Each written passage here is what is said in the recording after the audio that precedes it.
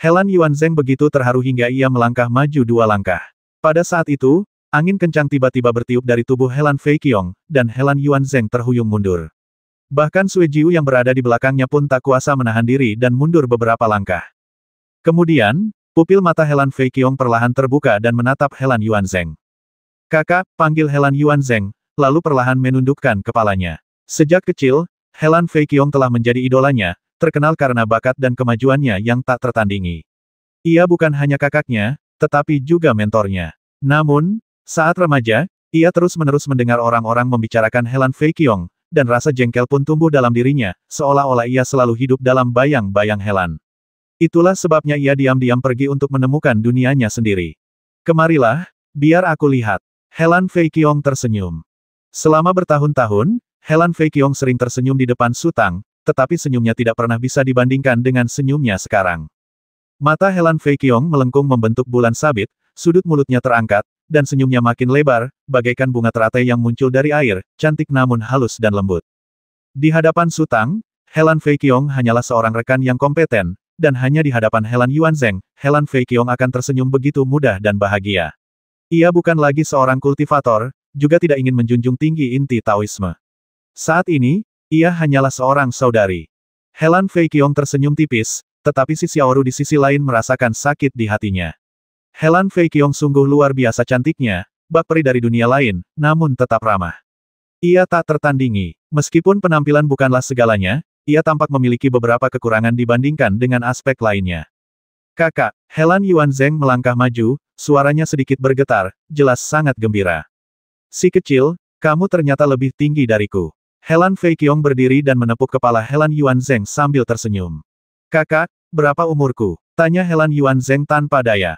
"Berapa umurmu? Bahkan jika kau punya putra dan cucu di masa depan, mereka tetaplah anak-anak kecil di hadapanku." Helan Fei Qiong mengerucutkan bibirnya, lalu menatap Sui Jiu. "Paman Jiu, kau baik-baik saja." "Baiklah, baiklah." Sui Jiu langsung menangis. "Paman Jiu, kau sudah bersamanya selama ini, kan? Bukankah kau sudah membantunya mencari beberapa istri?" tanya Helan Fei Qiong lagi. Wajah suster Helan Yuanzheng langsung muram. "Sudah lama sekali sejak terakhir kali aku melihatmu. Aku ingin bicara serius denganmu." "Jangan bicara serius padaku," kata Helan Fei Qiong sambil tersenyum. "Aku benci omong kosong yang bertele-tele dan menyebalkan itu. Senang bertemu denganmu. Tak perlu bicara lagi." "Kenapa tidak?" Sui Jiu menyeka air matanya lalu tersenyum. Air mata masih menggenang di pipi tuanya, tetapi sudut mulutnya tersenyum, memberi orang perasaan yang sangat aneh dan dia menemukan dua sekaligus. "Di mana kakak iparmu? Kenapa kau tidak memanggilnya untuk menemuiku?" Helan Fei Qiong cemberut. Mereka sedang menyendiri. Helan Yuanzheng tak dapat menahannya lagi. "Kakak, kita bicarakan saja tentang kita dan jangan sebut-sebut mereka, ya. Aku terus menatapmu setiap hari sejak kau terbuka. Apalagi yang perlu kita bicarakan?" tanya Helan Fei Qiong. Helan Yuanzheng menghela napas. Ia tampak malu dan cemas, sama sekali tidak seperti He bersaudara yang berani berdiri sendirian melawan 10.000 musuh. Si Xiaoru terus menatap Helan Fei Qiong. Semakin ia menatap, semakin ia merasa rendah diri, dan semakin sedih hatinya. Ia tidak takut pada Wen Xiang, karena Wen Xiang tidak lebih baik darinya, dan mustahil ia bisa memonopoli hati Su Tang. Helan Fei Qiong merupakan ancaman besar baginya. Saat itu, tiba-tiba terdengar suara dari telingaku. "Bos, hehe, kamu makin cantik aja.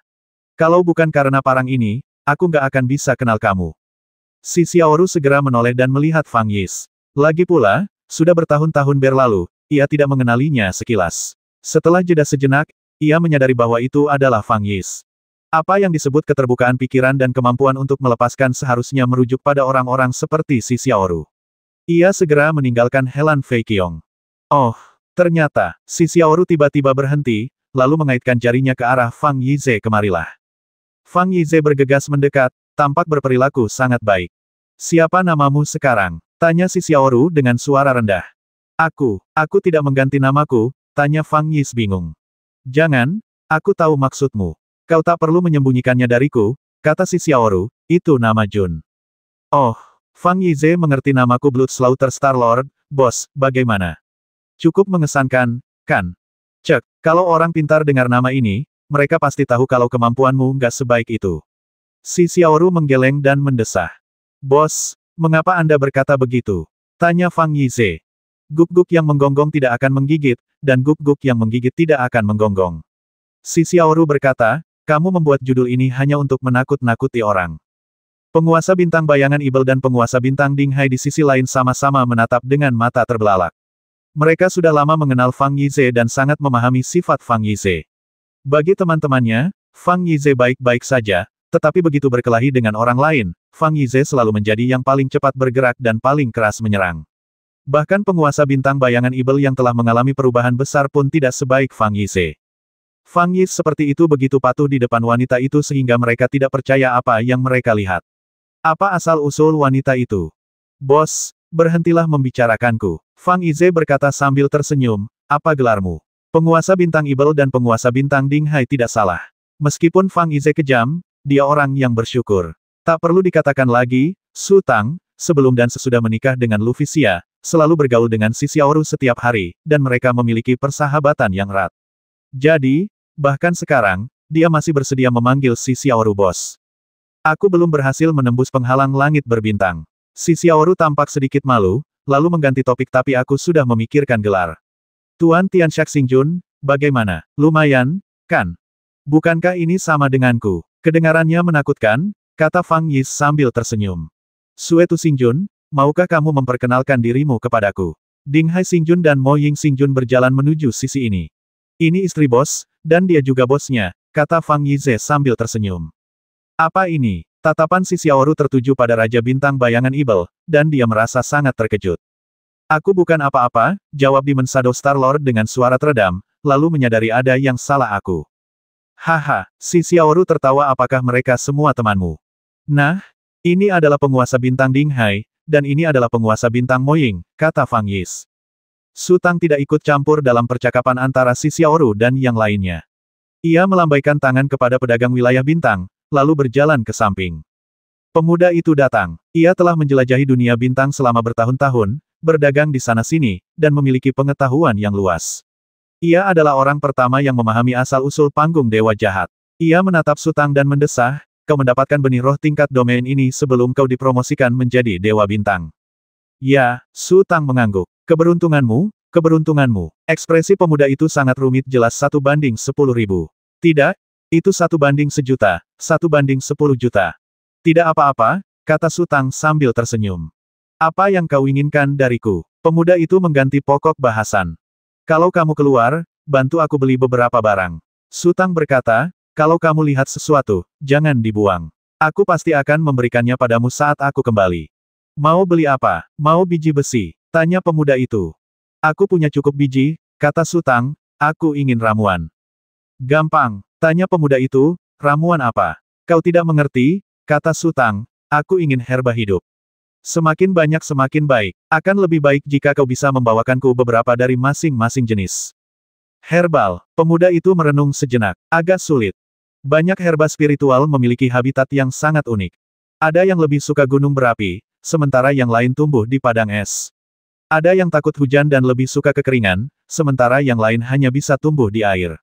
Biasanya, ketika pembudidaya menemukan herba spiritual, mereka hanya memetik bagian yang bermanfaat dan membuang yang tidak berguna. Lagi pula, begitu herba spiritual meninggalkan habitat aslinya, mereka akan layu secara bertahap, jadi membawanya ke sini tidak ada gunanya. Lakukan saja apa yang kukatakan, kata Su Tang. Aku tahu kau ingin membeli herba spiritual dan menanamnya di benih spiritual tingkat domainmu, mengubahnya menjadi kekayaan yang tak habis-habisnya. Pemuda itu berkata, banyak Raja Agung melakukan hal yang sama, tetapi lebih dari 2/3 herba spiritual mustahil untuk ditanam. Bisa dibilang, semakin efektif herba tersebut, semakin sulit untuk ditanam dalam skala besar. Setahuku, herba spiritual tersebut memiliki persyaratan lingkungan yang sangat ketat dan bahkan sedikit pun tidak akan berhasil. Bahkan jika aku bisa membeli herba spiritual dalam jumlah besar, kau tidak akan bisa menanam banyak, dan kau akan kehilangan banyak uang. Su Tang tiba-tiba menoleh. Ia merasakan fluktuasi di panggung penguasa jahat. Si kecil akhirnya keluar dari pengasingannya. Kemudian, Su Tang tersenyum lagi, jangan khawatir, aku punya caraku sendiri. Dengan Xiao Bitan di sini, ramuan spiritual itu tidak akan mati meskipun mereka mau. Kau bercanda, tanya pemuda itu curiga, sudah kubilang terus terang. Aku akan membelikan ramuan spiritual untukmu. Kalau tidak berhasil, aku bisa membagi tugas ke berbagai pusat bintang, dan seseorang pasti akan menemukannya untukku. Setelah aku membawa ramuan spiritual itu kembali, kalau kau tidak bisa menanamnya, jangan menolak untuk membayarku. Kita sudah saling kenal cukup lama. Apa menurutmu aku tipe orang yang suka gagal bayar utang? Kata Su Tang, jangan cerewet. Berapapun harga yang kau tawarkan, aku akan membayarmu 2 kali lipat. Tidak apa-apa, kan? Aku melakukan ini demi kebaikanmu sendiri. Pemuda itu berkata tanpa daya, karena kau tidak mau mendengarkan nasihatku, lupakan saja. Aku akan membantumu. Bagus, kata Su Tang, lalu dia melompat dan menghilang di panggung penguasa jahat dalam sekejap. Saat berikutnya, Su Tang muncul di platform Raja Jahat dan melihat seberkas cahaya melesat ke arah ini. Kemanapun cahaya kemerahan itu berlalu, semburan vitalitas yang kaya menyebar di antara langit dan bumi. Pepohonan dan rerumputan yang tak terhitung jumlahnya bergoyang riang. Mereka tumbuh dengan kecepatan yang dapat dilihat mata terbuka, dan menghasilkan suara gemerisik. Suara-suara itu menyatu, menjadi semakin bergemuruh dan dahsyat, bagaikan tsunami yang tak terlihat. Ibu, teriakan kegirangan terdengar dari cahaya kemerahan itu. Su Tang tiba-tiba tersenyum. Jika si Xiaoru ada di sini, ia pasti akan menyadari bahwa senyum Su Tang sangat mirip dengan senyum Helan Fei Qiong ketika ia melihat kakaknya sendiri tadi, penuh kehangatan dan sinar matahari. Bu, suara dalam cahaya kemerahan itu semakin dekat. Kemudian, sesosok kecil muncul dari cahaya kemerahan itu dan menghantam dada Su Tang. Bang, Su Tang berdiri dengan sangat stabil, tetapi si kecil itu sama sekali tidak mengendalikan kecepatannya. Akibatnya, ia menabrak Su Tang dan terpental jauh. Ketika si kecil menerkam Su Tang lagi, dia seperti orang gila, melompat-lompat di atas Su Tang, seolah ingin memeluk Su Tang erat-erat, tetapi sayangnya tubuhnya terlalu kecil, dan kemanapun dia menerkam, dia tidak dapat menemukan tempat yang tepat. Akhirnya, si kecil hanya memeluk hidung Su Tang, matanya jelas berkaca-kaca Bu. Melihat si kecil dari sudut ini, Su Tang merasa sangat tidak nyaman, jadi ia mengulurkan tangan dan meraih sayap si kecil, lalu menariknya turun. Si kecil tidak suka perasaan ditarik tiba-tiba, dan akhirnya tak kuasa menahan rasa sakit di hatinya, lalu menangis terseduh-seduh. Ibu tidak menginginkanku lagi, Aku kembali, kan? Su Tang berkata lembut, bukannya aku tidak menginginkanmu, hanya saja tempat yang akan kukunjungi terlalu berbahaya, dan kau tidak cocok untuk pergi bersamaku. Aku nggak peduli, Mama nggak mau aku lagi, Si kecil menangis lebih keras lagi. Lihat, apa yang kubawakan untukmu. Tanya Su Tang sambil tersenyum, lalu mengeluarkan sebuah kotak kecil dari cincinnya dan membukanya perlahan. Isinya tepat 100 pil senrong. Aroma pil rongsen memang yang paling disukai si kecil, tapi dia malah mengulurkan tangan dan menjatuhkan kotak itu, lalu lanjut menangis. Kau sungguh kuat. Su Tang mendecakkan bibirnya. Saat itu, seberkas cahaya kemasan menyambar dari kejauhan dan melesat ke arah sini bagai kilat. Cahaya itu mendekat dalam sekejap mata. Itu adalah belalang perak yang bermutasi. Setelah puluhan tahun menghilang, belalang perak yang bermutasi ini ukurannya menjadi sangat mengerikan. Elitranya hampir selebar 1 kilometer ketika dibentangkan, dan panjangnya ratusan meter dari perut hingga kepala. Jika kedua antena besarnya disertakan, panjang tubuhnya melebihi 1 kilometer. Belalang perak bermutasi itu memiliki tungkai seperti pilar raksasa, dan sepasang mata majemuk merahnya saja hampir sebesar paus kecil. Ia hanya berputar-putar di udara, dan angin kencang yang dibawanya telah mengacak-acak rambut Su Tang. Si kecil kuat sekali. Su Tang mendesah dan menghentakkan kakinya. Si kecil langsung berhenti menangis. Ia menggosok matanya dan melirik Su Tang, menunggu bagian selanjutnya dari kalimat Su Tang. Ia tidak tahan dipuji, terutama pujian dari Su Tang. Inilah kelemahan si kecil. Seburuk apapun suasana hatinya, selama Su Tang mulai memujinya, ia akan selalu tertawa terbahak-bahak. Kau benar-benar berhasil membesarkan belalang perak mutan hingga sebesar ini. Tanya Su Tang lagi. Cek, ini bukan apa-apa. Si kecil terisak sejenak, lalu mengangkat tangannya dan berteriak, Akiao, panggil mereka semua ke sini dan biarkan ibu melihatnya. Belalang perak yang bermutasi itu mengerti apa yang dikatakan si kecil, lalu bersiul tajam. Sesaat kemudian, awan gelap muncul dari tanah datar di kejauhan. Awan gelap itu mengembang dengan cepat, dan dalam sekejap mata, menutupi seluruh langit dengan rapat. Tak lama kemudian, awan gelap itu terbang mendekat, dan ternyata itu adalah pasukan yang terdiri dari belalang perak bermutasi yang tak terhitung jumlahnya. Meskipun ukurannya lebih kecil, hanya sekitar 20 meter panjangnya, jumlahnya sangat banyak sehingga dari bawah tampak seperti awan hitam besar, tetapi sebenarnya mereka terkondensasi menjadi sebuah bola dengan beberapa lapisan yang saling tumpang tindih. Su Tang benar-benar tercengang. Kekuatan tempur individu belalang perak mutan itu tidak terlalu tinggi. Perkiraan yang cermat menunjukkan mereka hanya sekitar alam leluhur agung. Tapi alam spiritual macam apa yang bisa mengolah ratusan juta leluhur agung? Si kecil menyeka sisa air matanya, mengangkat tangannya, dan menatap Su Tang dengan dada membusung. Ia sangat cemas dan hampir berteriak, terus memujiku. Si kecil, kau benar-benar. Su Tang tiba-tiba kehilangan kata-kata, lalu berkata, kau benar-benar, benar-benar, benar-benar hebat. Su Tang menggunakan kata terlalu 5 kali berturut-turut untuk mengungkapkan keterkejutannya. Sebenarnya, gadis kecil itu tidak peduli apakah kata-kata itu indah atau pantas, asalkan dipuji. Akhirnya ia tertawa terbahak-bahak, lalu mendarat di bahu Su Tang dan berteriak, Akiao, turun ke sini. Belalang perak yang bermutasi melebarkan elitranya dan jatuh seperti gunung, mendarat lebih dari 10 meter di depan Su Tang, menimbulkan angin bersiul. Su Tang menghela napas lega. Di antara semua makhluk yang tinggal di panggung Dewa Jahat, belalang perak mutan telah membuat kemajuan terbesar. Hua Shijue, Si Kong Chuo, dan yang lainnya baru berada di puncak Sage Agung, sementara belalang perak mutan telah menyerang penghalang langit berbintang, bahkan membuat panggung Dewa Jahat merasakan gelombang tekanan. Pada saat ini, warna pelindung sarung belalang perak mutan terus berubah, terkadang berubah menjadi emas terang, terkadang menjadi putih keperakan. Napas yang dihembuskannya tiba-tiba menjadi sangat kuat, dan terkadang mulai layu, yang disebabkan oleh penindasan dari platform Dewa Jahat. Dengan kata lain, belalang perak yang bermutasi telah berjuang keras melawan platform penguasa jahat. Mungkin ia mengandalkan naluri, atau mungkin juga tanpa sadar. Selama ia meninggalkan platform penguasa jahat, hanya dalam beberapa hari, ia akan memiliki kekuatan tempur seorang penguasa bintang. Bu, kemarilah. Si kecil terbang dan mendarat di baju zirah di dahi belalang perak mutan itu. Ketika Su Tang melihat baju zirah itu, matanya menjadi gelap, karena ia teringat Tong Fei. Baju zirah itu dibuat oleh Tong Fei untuk belalang perak mutan. Sekarang baju zirah itu telah menyatu dengan sarung belalang perak mutan.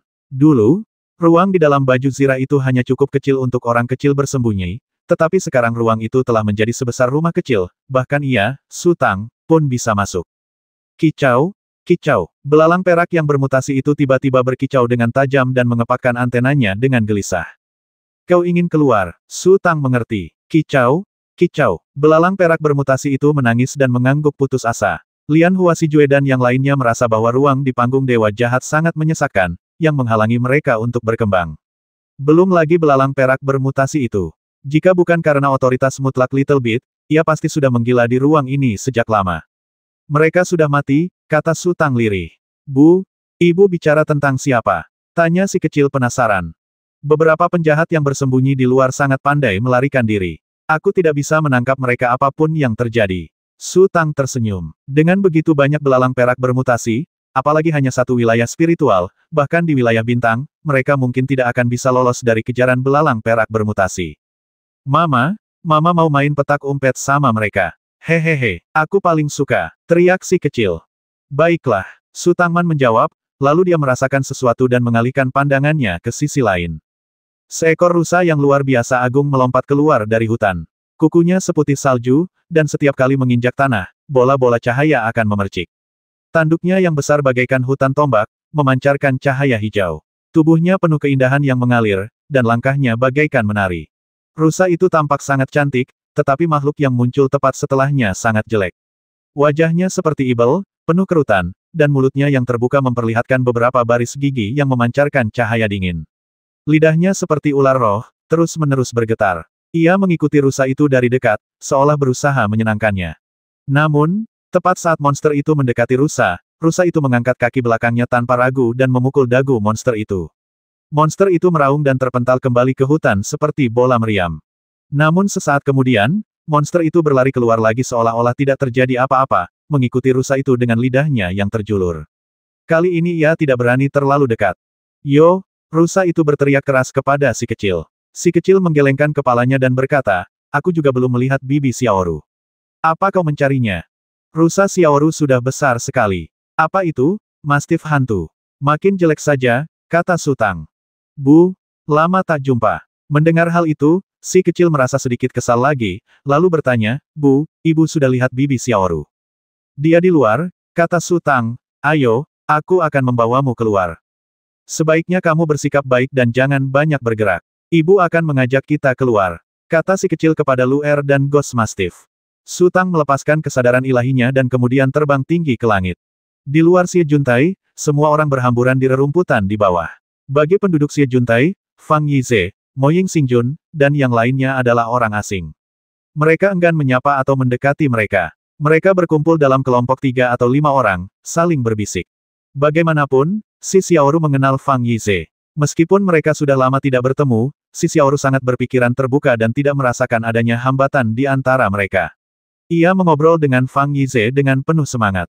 Sosok Sutang muncul, lalu sesosok monster raksasa melesat keluar dari balik cahaya di belakangnya, menciptakan bayangan raksasa di tanah bagai gunung. Monster itu melesat ke angkasa dan terbang lurus ke kejauhan. Detik berikutnya, seekor rusa agung dan seekor guk-guk mastif hantu muncul.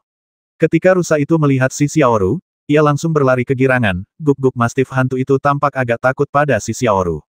Ia melihat sekeliling. Ia selalu menjadi sosok yang tidak disukai oleh nenek dan pamannya. Ia tidak bisa berbuat apa-apa. Dunia ini memang mementingkan penampilan.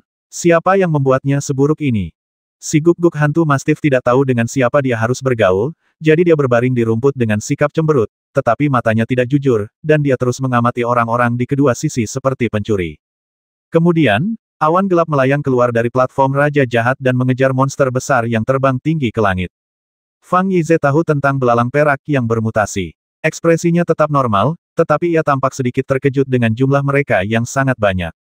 Dinghai Xingjun dan pedagang domain bintang melihat kawanan belalang raksasa yang padat terbang terus-menerus. Mereka terbang selama lebih dari 10 tarikan napas dan belum selesai terbang.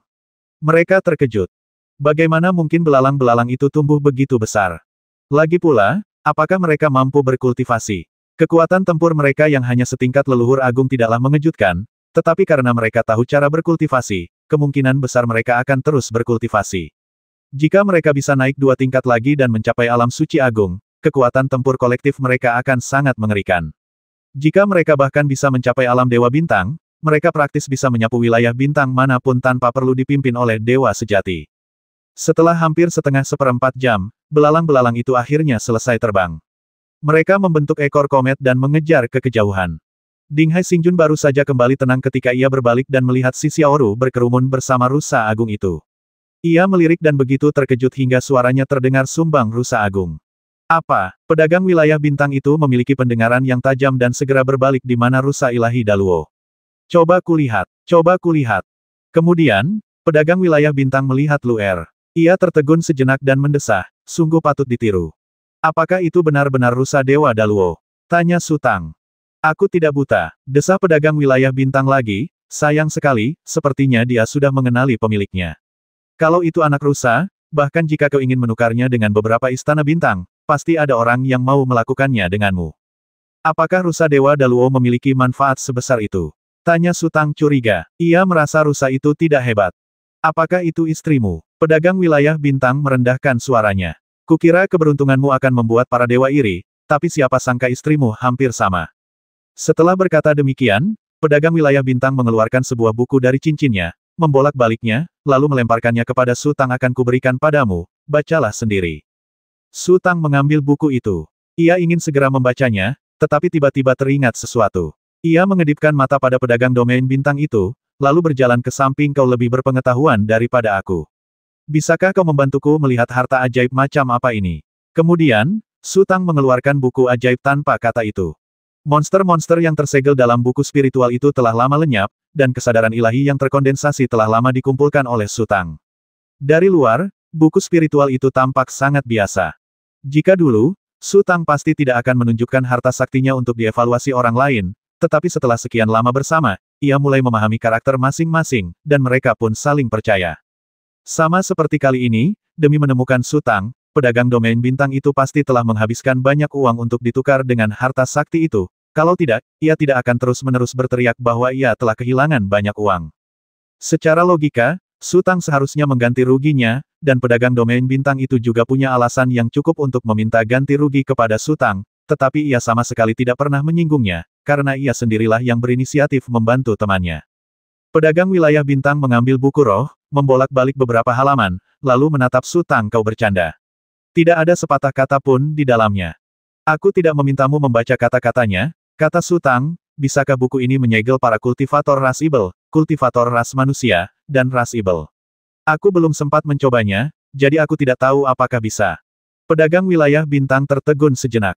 Tiba-tiba, ia bergidik dan berkata, lidahnya keluh, seorang kultivator yang bisa menyegel ras ibel.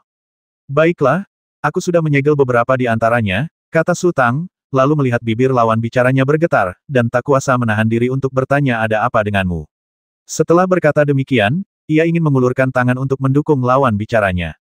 Jangan bicara padaku, biarkan aku diam. Pedagang wilayah bintang menepis tangan Su Tang, lalu terhuyung ke samping, bergumam, biarkan aku diam. Biarkan aku diam. Pedagang daerah bintang itu berjalan menuju tepi hutan, gemetar dan berpegangan pada sebatang pohon. Matanya sayu saat ia menatap kulit pohon itu dengan bodoh, tak seorang pun tahu apa yang sedang dipikirkannya. Su Tang berjalan ke sisi pedagang wilayah bintang dan menunggu sejenak, akhirnya menjadi sedikit tidak sabar apa yang terjadi. Pedagang wilayah bintang itu menatap Su Tang, tampak ingin mengatakan sesuatu tetapi mengurungkan niatnya, lalu menatap Su Tang dan berjalan masuk lebih dalam ke dalam hutan. Tidak perlu terlalu misterius. Katakan saja apa yang ingin kau katakan secara langsung, kata Su Tang tanpa daya. Pedagang domain bintang itu tidak menjawab dan langsung masuk. Su Tang terpaksa mengikuti pedagang domain bintang itu. Setelah berjalan beberapa ratus meter, jelas tidak ada seorang pun di sekitar, tetapi pedagang domain bintang masih sedikit khawatir dan melihat sekeliling. Jelas tidak ada siapa-siapa di sini, kata Su Tang, kau bisa memberitahuku sekarang. Buku spiritualmu ini, mungkin berkaitan dengan 3 harta spiritual purba yang luar biasa. Saudagar wilayah bintang berkata perlahan, jangan tanya aku benar atau tidak. Aku juga tidak tahu. Aku hanya mendengar beberapa cerita. Yuan Shi Lingbao, apa itu? Tanya Su Tang. Beberapa hal tampaknya telah ada sejak awal mula bidang bintang, sebelum segala sesuatu lahir. Kemudian, para kultivator muncul, menjelajahi angkasa luar dan menemukan harta karun langka tersebut. Setelah ditempa sendiri, harta karun tersebut menjadi harta spiritual yang dapat digunakan oleh para kultivator. Pedagang antar bintang itu berkata, buku spiritualmu ini mungkin adalah catatan pembasmi ibel, salah satu dari 3 makhluk primordial. Selain catatan pembasmi ibel, apakah ada yang lain? Su Tang penasaran. Ada juga pedang pengendali manusia dan cermin pembasmi ibel. Pedagang antar bintang itu merendahkan suaranya. Ketiga harta karun spiritual primordial ini sungguh luar biasa. Siapapun yang dapat mengumpulkan ketiganya akan menjadi penguasa setiap wilayah bintang, dan tak ada kekuatan yang dapat menggoyahkannya. Apakah sekuat itu? Kata Su Tang. Ini lebih dari sekadar hebat. Pedagang wilayah bintang mendesah. Aku ingin tahu apakah kau pernah mendengar tentang pertempuran antara Kaisar Tian dan naga sejati. Katakan padaku, kata Su Tang. Bertahun-tahun yang lalu, Huang Tian dan Zhenlong adalah musuh bebuyutan, tetapi pertarungan mereka selalu terbatas pada jarak tertentu. Dewa sejati kuno Huang Tian dan naga sejati kuno selalu menghindari konflik langsung, dan para raja tidak pernah bertemu satu sama lain, kata pedagang domain bintang. Mengapa begini? Su Tang tampak curiga. Karena kita semua tidak yakin. Pedagang wilayah bintang menyipitkan matanya. Alam dewa sejati bukanlah sesuatu yang bisa kau atau aku pahami, tapi aku tahu ini ketika konflik pecah di antara mereka, variabelnya terlalu banyak untuk dihitung. Kesalahan kecil saja bisa mengakibatkan kerugian besar. Misalnya, jika dewa sejati kuno mengalahkan naga sejati kuno dalam pertempuran ini, dan kita bisa memutar waktu dan membuat mereka bertarung lagi di tempat yang sama, mungkin naga sejati kuno akan menjadi pemenangnya. Lalu bagaimana? Tanya Su Tang. Seandainya bukan karena kejadian tak terduga itu, mungkin mereka akan tetap menemui jalan buntu, kata pedagang wilayah bintang itu. Namun suatu hari, catatan pembasmi ibel terungkap, dan Huang Tian serta Zhenlong menerima berita itu secara bersamaan. Tak satu pun dari mereka bisa mundur. Jika Huang Tian bisa mendapatkan catatan pembasmi ibel, ia bisa dengan mudah membasmi Zhenlong. Zhenlong, meskipun kuat, adalah ibel, dan catatan pembasmi ibel adalah musuh bebuyutannya yang paling mematikan. Zhenlong, di sisi lain, tidak akan pernah membiarkan catatan pembasmi ibel jatuh ke tangan Huang Tian. Ia segera meninggalkan wilayah ibel untuk mendapatkannya terlebih dahulu dan menghancurkannya. Dengan demikian, roda takdir mulai berputar, dan tak seorang pun. Aku tidak mau mendengar ceritamu. Su Tang menyela, langsung saja ke intinya. Intinya, naga sejati mendapatkan catatan pembasmi ibel terlebih dahulu, tetapi tepat ketika ia hendak menghancurkannya, Kaisar Dewa Sejati dari langit tiba. Pedagang wilayah bintang berkata, akan baik-baik saja jika mereka belum pernah bertemu, tetapi sekarang setelah mereka bertemu, mereka bertarung mati-matian. Karena catatan pembasmi ibel telah jatuh ke tangan naga sejati, Dewa Sejati Huang Tian bisa saja mundur dan berpura-pura kejadian ini tidak pernah terjadi. Dengan begitu, keseimbangan kekuatan bisa dipulihkan. Kenapa repot-repot bertarung? Tanya Su Tang. Ada energi ibel di dalam catatan pembasmi ibel, kejahatan ibel di dalam cermin pembasmi ibel, dan jiwa manusia di dalam pedang pengendali. Jika naga sejati dibiarkan menghancurkan catatan pembasmi Ibel, energi Ibel itu secara alami akan jatuh ke tangan naga sejati. Pedagang wilayah bintang berkata, sebenarnya, saat naga sejati mendapatkan catatan pembasmi Ibel, keseimbangan kekuatan sudah hancur. Su Tang terdiam sejenak lanjutkan. Konon pertempuran itu berlangsung sangat lama, dan hampir semua dewa kaisar musnah, tetapi mereka berhasil mengalahkan naga sejati, kata pedagang wilayah bintang. Namun, naga sejati memiliki 9 kemampuan. Sekalipun tubuh dan jiwanya hancur, ia hanya akan kehilangan 1 kemampuan. Namun, metode dewa kaisar sangat kejam. Ia bahkan menggunakan kekuatan magisnya yang luar biasa untuk mengekstrak jiwa sejatinya. Mengambil jiwa yang sebenarnya, Su Tang tercengang. Aku tidak tahu banyak, kata pedagang wilayah bintang. Sepertinya, naga sejati kuno, setelah jiwa aslinya diekstraksi, tidak bisa lagi mendapatkan kembali kekuatannya yang dulu. Kamu sudah tahu banyak, kata Su Tang lembut. Saya hanya mendengar sedikit informasi, dan saya tidak tahu apakah itu benar atau tidak. Kata pedagang wilayah bintang, kisah jiwa sejati pasti benar, karena sejak lama, para kultivator garis keturunan naga sejati telah mati-matian mencari jiwa sejati di mana-mana.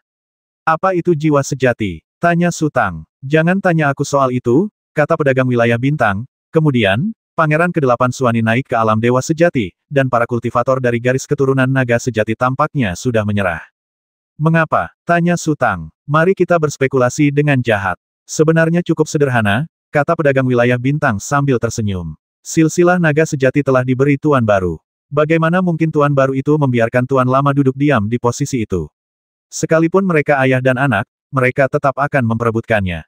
Su Tang merenung sejenak, lalu berkata perlahan, naga sejati kuno, belum mati. Aku baru saja bilang naga sejati memiliki 9 kemampuan. Sekalipun tubuh dan jiwa mereka hancur, mereka masih memiliki kekuatan untuk terlahir kembali, kata pedagang wilayah bintang. Namun, tidak ada yang tahu di mana dia bersembunyi. Kecuali kita bisa menemukan jiwa sejatinya, tidak akan ada bedanya apakah dia muncul atau tidak. Kalaupun dia muncul, dia tidak akan bisa mendapatkan kembali kendali atas garis keturunan naga sejati, dan malah akan terjadi pertumpahan darah. Ini adalah catatan pembasmi Ibel, gumam Su Tang, aku juga punya pedang pengendali manusia dan cermin pembasmi Ibel. Apakah kau sekarang mengerti pentingnya catatan pembasmi Ibel? Kata pedagang wilayah bintang, buku spiritual ini harus disembunyikan dengan baik. Jangan biarkan siapapun melihatnya. Jika ada yang melihatnya, mereka harus dibasmi untuk membungkamnya. Jika tidak, kau tidak akan memiliki kehidupan yang baik. Tetapi, orang lain sudah tahu. Su Tang mendesah. Kalau begitu singkirkan dia, kata pedagang wilayah bintang dengan nada dingin. Kenapa? Kau tak tahan. Orang itu sangat dekat denganmu. Jangan salahkan aku karena tidak memperingatkanmu. Ketidaksabaran sesaat saja bisa menyebabkan masalah besar. Sungguh berat rasanya, kata Su Tang. Kalau bukan karena dia, aku tidak akan tahu kalau benda ini sebenarnya adalah rekaman pembasmi Ibel. Kau, seseorang yang akan mencapai hal-hal hebat. Pedagang wilayah bintang tiba-tiba terkejut, pupil matanya bergerak-gerak di rongga matanya. Jangan bercanda. Hehehe, Su Tang tertawa terbahak-bahak. Jangan gugup, aku orang yang berani dan tegas dalam bertindak, tapi aku tidak pernah melakukan apapun yang bertentangan dengan hati nuraniku. Lagi pula, banyak orang tahu aku punya buku spiritual ini, dan kau bukan satu-satunya yang tahu. Setelah berkata demikian, Su Tang perlahan-lahan memasukkan buku spiritual itu ke dalam ring. Berapa banyak orang yang tahu? Tanya pedagang wilayah bintang. Aku tidak ingat dengan jelas, kata Su Tang, aku bahkan belum meninggalkan langit berbintang saat itu. Aku bertemu beberapa monster yang luar biasa. Perbedaan kekuatannya terlalu besar. Aku bingung harus berbuat apa, tapi aku tidak bisa hanya duduk diam menunggu kematian. Aku hanya bisa menggunakan buku spiritual ini untuk menyegel mereka satu persatu. Mereka yang telah membaca catatan pembasmi Ibel ada di sana, kan? Tanya pedagang wilayah bintang. Su Tang merenung sejenak lalu mengangguk. Kalau begitu, kita harus menyegel wilayah spiritual ini dan jangan pernah biarkan mereka keluar masuk sesuka hati. Kata pedagang wilayah bintang. Kamu terus mengingatkanku untuk berhati-hati. Kenapa kamu tidak memikirkan situasimu sendiri? Kata Su Tang sambil tersenyum. Kau punya hatimu sendiri, dan aku punya batasnya, kata pedagang wilayah bintang itu. Entah aku menjualmu ke aliansi Dao Surgawi saat ini atau ke garis keturunan naga sejati, bagaimana mungkin keuntungan yang kudapatkan bisa menutupi hilangnya hatiku. Lagi pula, aku telah menjelajahi wilayah bintang selama bertahun-tahun, dengan penghasilan yang sangat sedikit. Aku selalu hidup dalam kesulitan, dan baru setelah bertemu denganmu aku akhirnya menemukan pijakanku. Jadi aku tidak akan mengecewakanmu, tetapi jika kau bersikeras berurusan denganku, itu tidak bisa diterima. Aku juga. Su Tang tersenyum. Mereka semua temanku, jadi biarkan saja. Kalau mereka mengkhianatiku dan memutuskan semua hubungan denganku, tentu saja aku tidak akan keberatan. Kalau kau ngotot, aku tak akan membujukmu lagi. Pedagang wilayah bintang mendesah. Ngomong-ngomong, apa kau sudah dengar tentang pedang pengendali manusia dan cermin pembasmi ibel? Tanya Su Tang. Kau. Pupil mata pedagang wilayah bintang tiba-tiba melebar seperti mata banteng. Ia lalu mendesah, aku menyadari bahwa keserakahanmu bahkan lebih besar daripada wilayah bintang ini sendiri. Kau sudah mendapatkan catatan pembasmi ibel, dan kau masih menginginkan pedang pengendali manusia dan cermin pembasmi ibel. Lupakan saja, bahkan jika kita mendapatkan informasinya, itu bukan giliran kita. Aku ingin tahu berapa banyak dewa sejati kuno yang akan campur tangan. Hanya bertanya, Su Tang tersenyum. Ayo pergi, ayo kembali. Su Tang tahu betul bahwa sebagai pedagang keliling di medan bintang, ia harus memiliki keahlian khusus untuk melindungi hidupnya. Namun, ia tidak berniat membasmi untuk membungkam saksi, dan ia tidak ingin mengujinya. Pihak lain menasihatinya dengan cara ini, yang pasti datang dari sifat aslinya, dan dia menghargai bantuan tersebut. Mereka berdua berjalan keluar. Su Tang memandang Helan Fei Qiong di kejauhan dan berjalan mendekat. Namun, setelah beberapa langkah, si Xiaoru tiba-tiba menghentikannya dan berkata sambil tersenyum, apa yang kau lakukan? Diskusikan sesuatu dengannya. Su Tang menunjuk pedagang keliling dari wilayah bintang dengan dagunya. Ini adalah penguasa bintang 4 lautan. Si Xiaoru melirik pedagang keliling dari ladang bintang, lalu meraih lengan Su Tang dan berkata, kemarilah, tadi, si kecil. Sue Tuxingjun mengatakan sesuatu yang sangat menarik. Setelah itu, si Xiaoru menarik Su Tang ke arah Fang Yis. Su Tang bingung antara tertawa atau menangis. Meskipun si Xiaoru terlihat sangat alami, ia tahu dalam hatinya bahwa si Xiaoru takut ia akan pergi dan mengobrol dengan Helan Fei Qiong. Itulah sebabnya ia baru saja mengobrol dengan Fang Yizhe, tetapi ketika ia tiba-tiba melihatnya berjalan ke arah itu, ia segera menghentikannya. Meskipun Su Tang telah memperingatkan semua orang untuk berhati-hati karena ada kultivator dari garis keturunan naga sejati di dekatnya, Hua Xijue, Ning Zanqi, dan yang lainnya telah mencapai puncak level Sage Agung dan telah ditekan oleh panggung Dewa Jahat. Sekeras apapun mereka berusaha, mereka tidak dapat menembusnya. Kini setelah mereka berada di luar, pintu promosi perlahan terbuka, dan mereka tak lagi mampu mengendalikan emosi. Tak lama kemudian, para praktisi yang bersiap untuk mengasingkan diri berhamburan ke segala arah. Mereka mencari tempat yang tenang untuk melakukannya. Untungnya, tempat itu sangat populer dan energi spiritualnya terus berfluktuasi. Para praktisi silsilah naga sejati yang tersisa tidak berani mendekat sama sekali, dan tidak terjadi apa-apa. Dengan kata lain, mereka semua takut dikejar dan dibasmi oleh Su Tang, dan mereka berada dalam situasi di mana mereka melihat musuh di mana-mana. Jika ada gerakan, mereka akan segera bersembunyi dan tidak berani muncul. Sebelum mengasingkan diri, mereka juga mengambil banyak ramuan. Mereka tidak akan bersikap sopan kepada Su Tang. Tentu saja, jika terjadi krisis di Xie Juntai, mereka juga tidak akan mundur. Formasi spiritual yang telah dibangun Helan Fei Qiong dengan susah payah tidak lenyap begitu saja dengan kedatangan Xie Juntai. Pedagang domain bintang itu terus berteriak-teriak ingin pergi. Setelah Helan Fei Qiong memulihkan sebagian kekuatan spiritualnya, ia mengaktifkan kembali formasi spiritual tersebut dan mengirim pedagang domain bintang itu keluar. Helan Fei Qiong dan Su Tang menghabiskan seluruh energi mereka untuk memanggil Xie Juntai, tetapi jauh lebih mudah untuk mengirim satu orang pergi. Su Tang menerima total 11 murid. Di antara mereka, Zhong Xiwer, yang kemajuannya paling lambat, mencapai alam suci agung. Belum lagi He Ping dan yang lainnya. Namun, mereka berbeda dari Hua Xijue dan yang lainnya. Tanpa perintah Su Tang, mereka tidak berani mengasingkan diri dan tetap di dekatnya, siap diperintah Su Tang kapan saja. Situasi di Shadow Star Lord dan Dinghai Star Lord agak menyedihkan, karena orang-orang di Xie Juntai waspada terhadap mereka dan menghindari kontak dengan mereka, jadi mereka selalu melihat orang-orang berlarian bosan, tidak tahu harus berbuat apa. Tentu saja mustahil untuk berlatih kultivasi. Menyendiri sama saja dengan menunjukkan sisi terlemah seseorang. Orang-orang Xie Juntai waspada terhadap mereka, dan mereka juga tidak mempercayai orang-orang Xie Juntai. Namun, jika mereka tidak menyendiri, mereka benar-benar tidak akan menemukan apapun untuk dilakukan. Fang Yizhe juga dikecualikan, dan hanya si Xiaoru yang akan menurunkan kewaspadaannya terhadapnya. 2 hari berlalu dalam sekejap mata. Fluktuasi kekuatan spiritual yang dahsyat datang dari kejauhan. Fluktuasi itu sangat aneh. Sepertinya bukan dilepaskan oleh seorang kultivator, melainkan seperti resonansi antara langit dan bumi. Gelombang demi gelombang, bergulung ke segala arah. Sepertinya seseorang telah dipromosikan menjadi Dewa Bintang, gumam Dewa Bintang Dinghai. Ia duduk di sana cukup lama dan akhirnya menemukan topik untuk dibicarakan. Tidak lama lagi akan ada lebih banyak Dewa Bintang di sini, kata Raja Bintang Bayangan Ibel.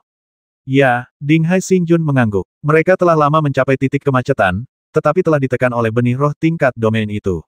Sekarang setelah mereka berada di luar, kekuatan spiritual yang mereka keluarkan secara alami seperti banjir yang telah membobol bendungan, dan mereka tidak dapat lagi mengendalikannya. Aku tak pernah menyangka bahwa penguasa bintang Ibel memiliki fondasi yang begitu dalam. Ilusi penguasa bintang Bayangan Ibel perlahan berubah dengan para kultivator ini sebagai fondasi dan istana bintangnya sendiri, dia mampu membangun sebuah sekte. Ini hanya alam spiritual, belum menjadi istana bintang, kata Ding Hai Xingjun. Kau kurang teliti, kata Raja Bintang Bayangan Ibel dengan enteng. Lihat ke sana lagi. Raja Bintang Bayangan Ibel menunjuk ke beberapa tempat sambil berbicara. Ding Hai Xingjun melihat ke arah jari Moying Xingjun, dan setelah mengamati sejenak, dia bertanya dengan curiga, tidak ada apa-apa di sana. Apakah kau buta? Tanya Raja Bintang Bayangan Ibel. Rumput dan pepohonan di sana setidaknya setengah meter lebih tinggi daripada di tempat lain. Bahkan gulma biasa pun punya spiritualitasnya sendiri. Apa maksudnya ini? Ding Hai Xingjun semakin bingung. Beberapa hari yang lalu, ketika penguasa bintang Ibel Langit dan pedagang keliling memasuki hutan, mereka masuk dari sisi itu, dan ketika mereka keluar dari sisi ini. Penguasa bintang Bayangan Ibel berkata, lihatlah di sekitar tebing ini. Sejujurnya, dimanapun penguasa bintang Ibel Langit berjalan atau tinggal selama beberapa saat, rerumputan dan pepohonan akan penuh vitalitas. Ding Hai Xingjun memandang sekelilingnya perlahan-lahan, lalu tatapannya jatuh pada Su Tang di kejauhan, matanya menjadi cerah.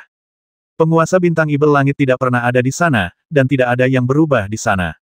Kata penguasa bintang Ibel Bayangan, berani bertaruh denganku. Sebentar lagi tempat ini akan menjadi istana bintang sungguhan. Keterampilan spiritualnya sangat aneh dan penuh vitalitas, persis seperti, kata Ding Hai Xingjun perlahan. Pada saat ini, raungan memekakkan telinga terdengar dari arah datangnya fluktuasi kekuatan spiritual. Fluktuasi kekuatan spiritual tadi sangat teratur, tetapi sekarang menjadi kacau dan gelisah, seolah-olah seseorang sedang bertarung. Apa yang terjadi? Ding Hai Xingjun buru-buru berdiri dan melihat ke kejauhan.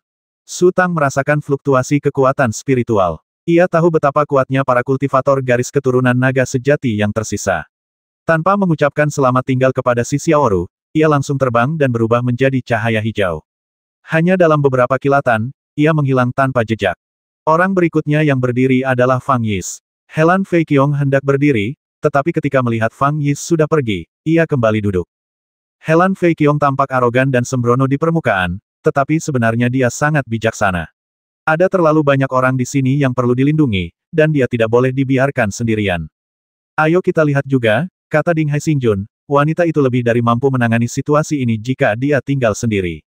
Oke, Sang Raja Bintang Bayangan Ibel menjawab, dan tubuhnya mengembang, berubah menjadi hantu raksasa, dan langsung melayang sejauh 1000 meter. Su Tang adalah yang tercepat. Hanya butuh beberapa lusin napas untuk mencapai tempat kejadian. Hal pertama yang dilihatnya adalah sosok besar. Seorang wanita dengan paras cantik, mata dan alis yang jernih, bibir merah, dan gigi putih. Namun, ia agak terlalu tinggi, dengan tubuh sekuat gunung dan kepala yang menjulang ke awan. Rok kasa yang dikenakannya juga agak aneh. Bahannya tampak sangat keras, seolah terbuat dari potongan kardus. Ketika ia menggerakkan tangan dan kakinya, ujung roknya akan terbuka dengan kaku. Di seberang wanita itu ada seekor anak kuda jantan yang sama besarnya. Anak kuda itu tidak sebanding dengan wanita itu dan berusaha melarikan diri, tetapi wanita itu sangat cepat dan selalu berhasil menghentikan anak kuda jantan yang ada di depannya. Tanah di sekitar mereka berguncang terus-menerus seolah-olah terjadi gempa bumi. Tubuh mereka begitu besar sehingga setiap gerakannya dapat membuat langit dan bumi bergemuruh hebat.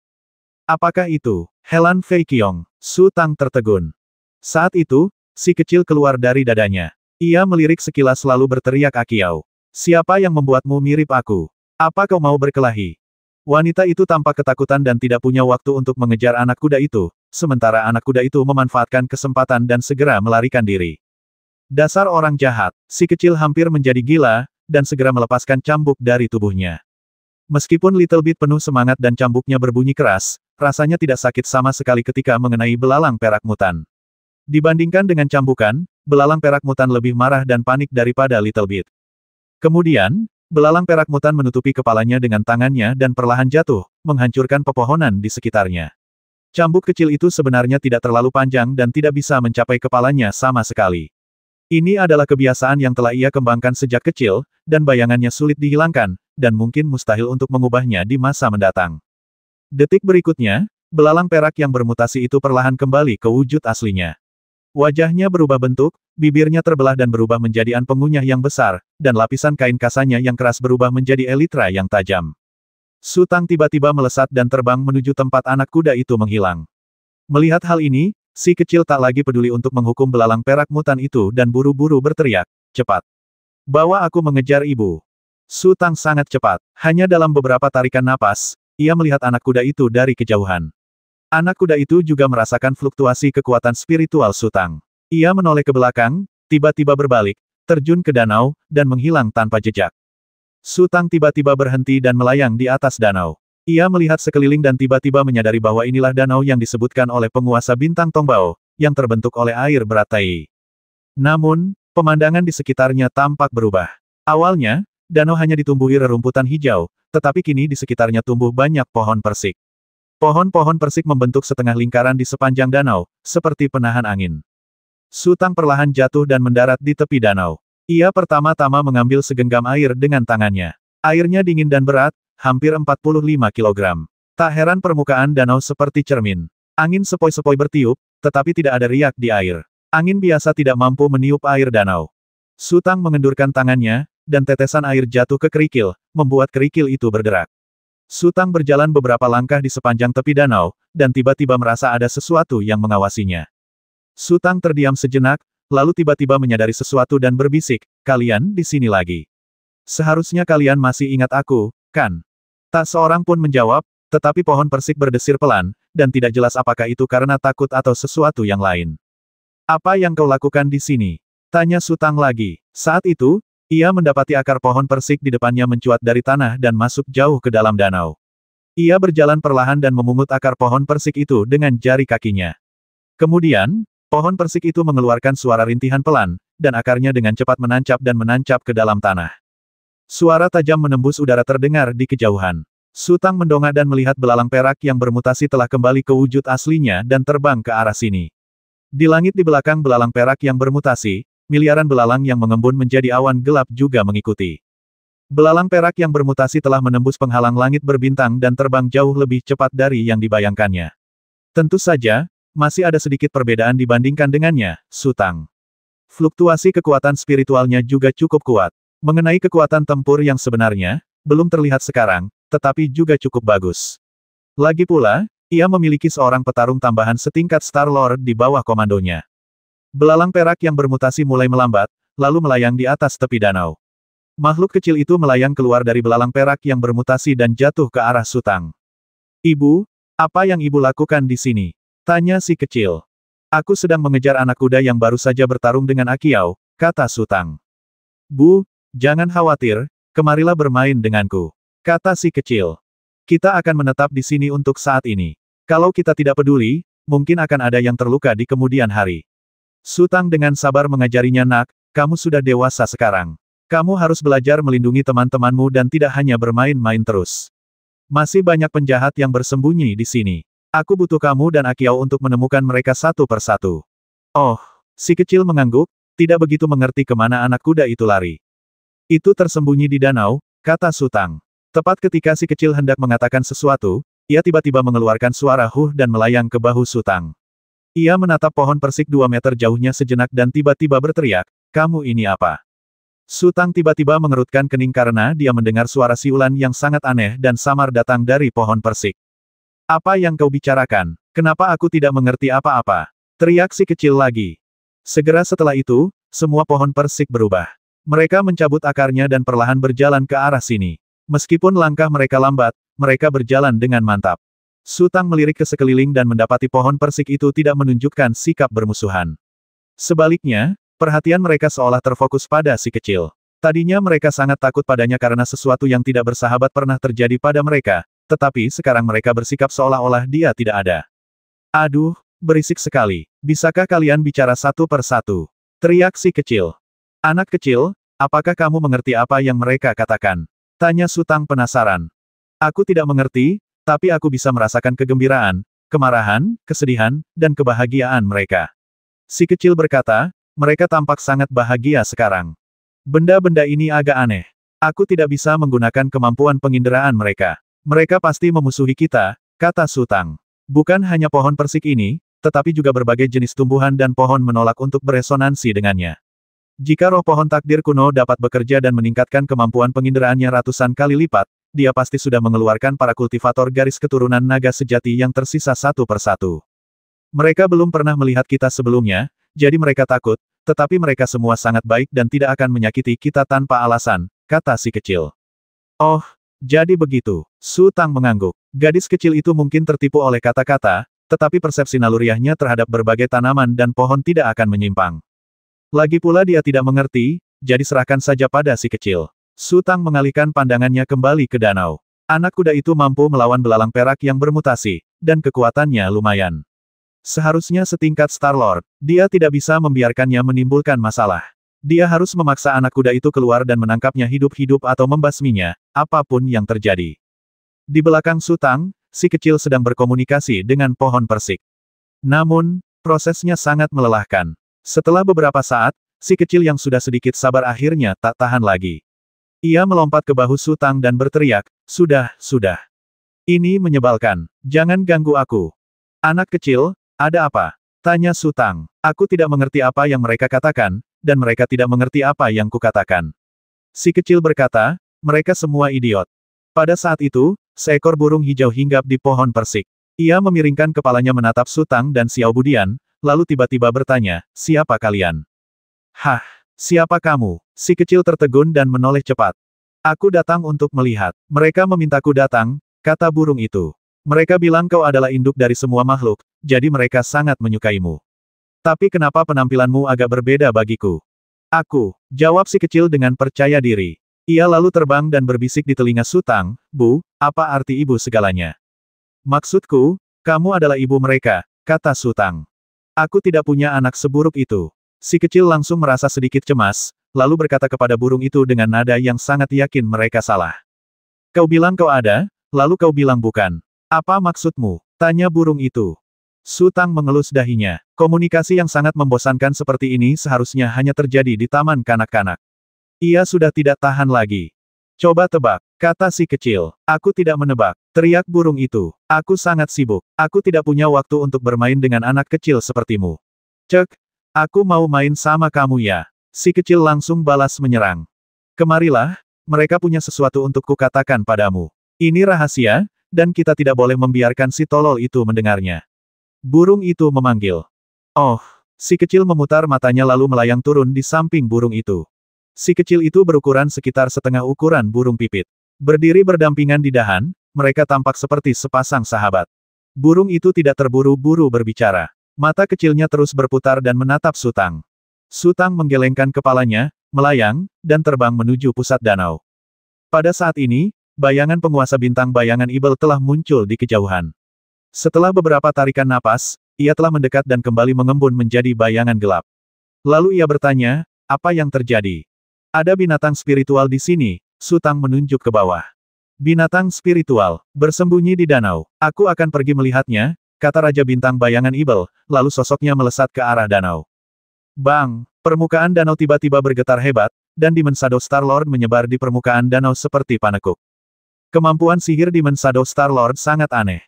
Setiap kali ada bayangan di dunia, ia dapat memaksimalkan kekuatannya dan berada dimanapun. Ia pandai mengumpulkan informasi, mencari musuh, membasmi secara diam-diam, dan sebagainya.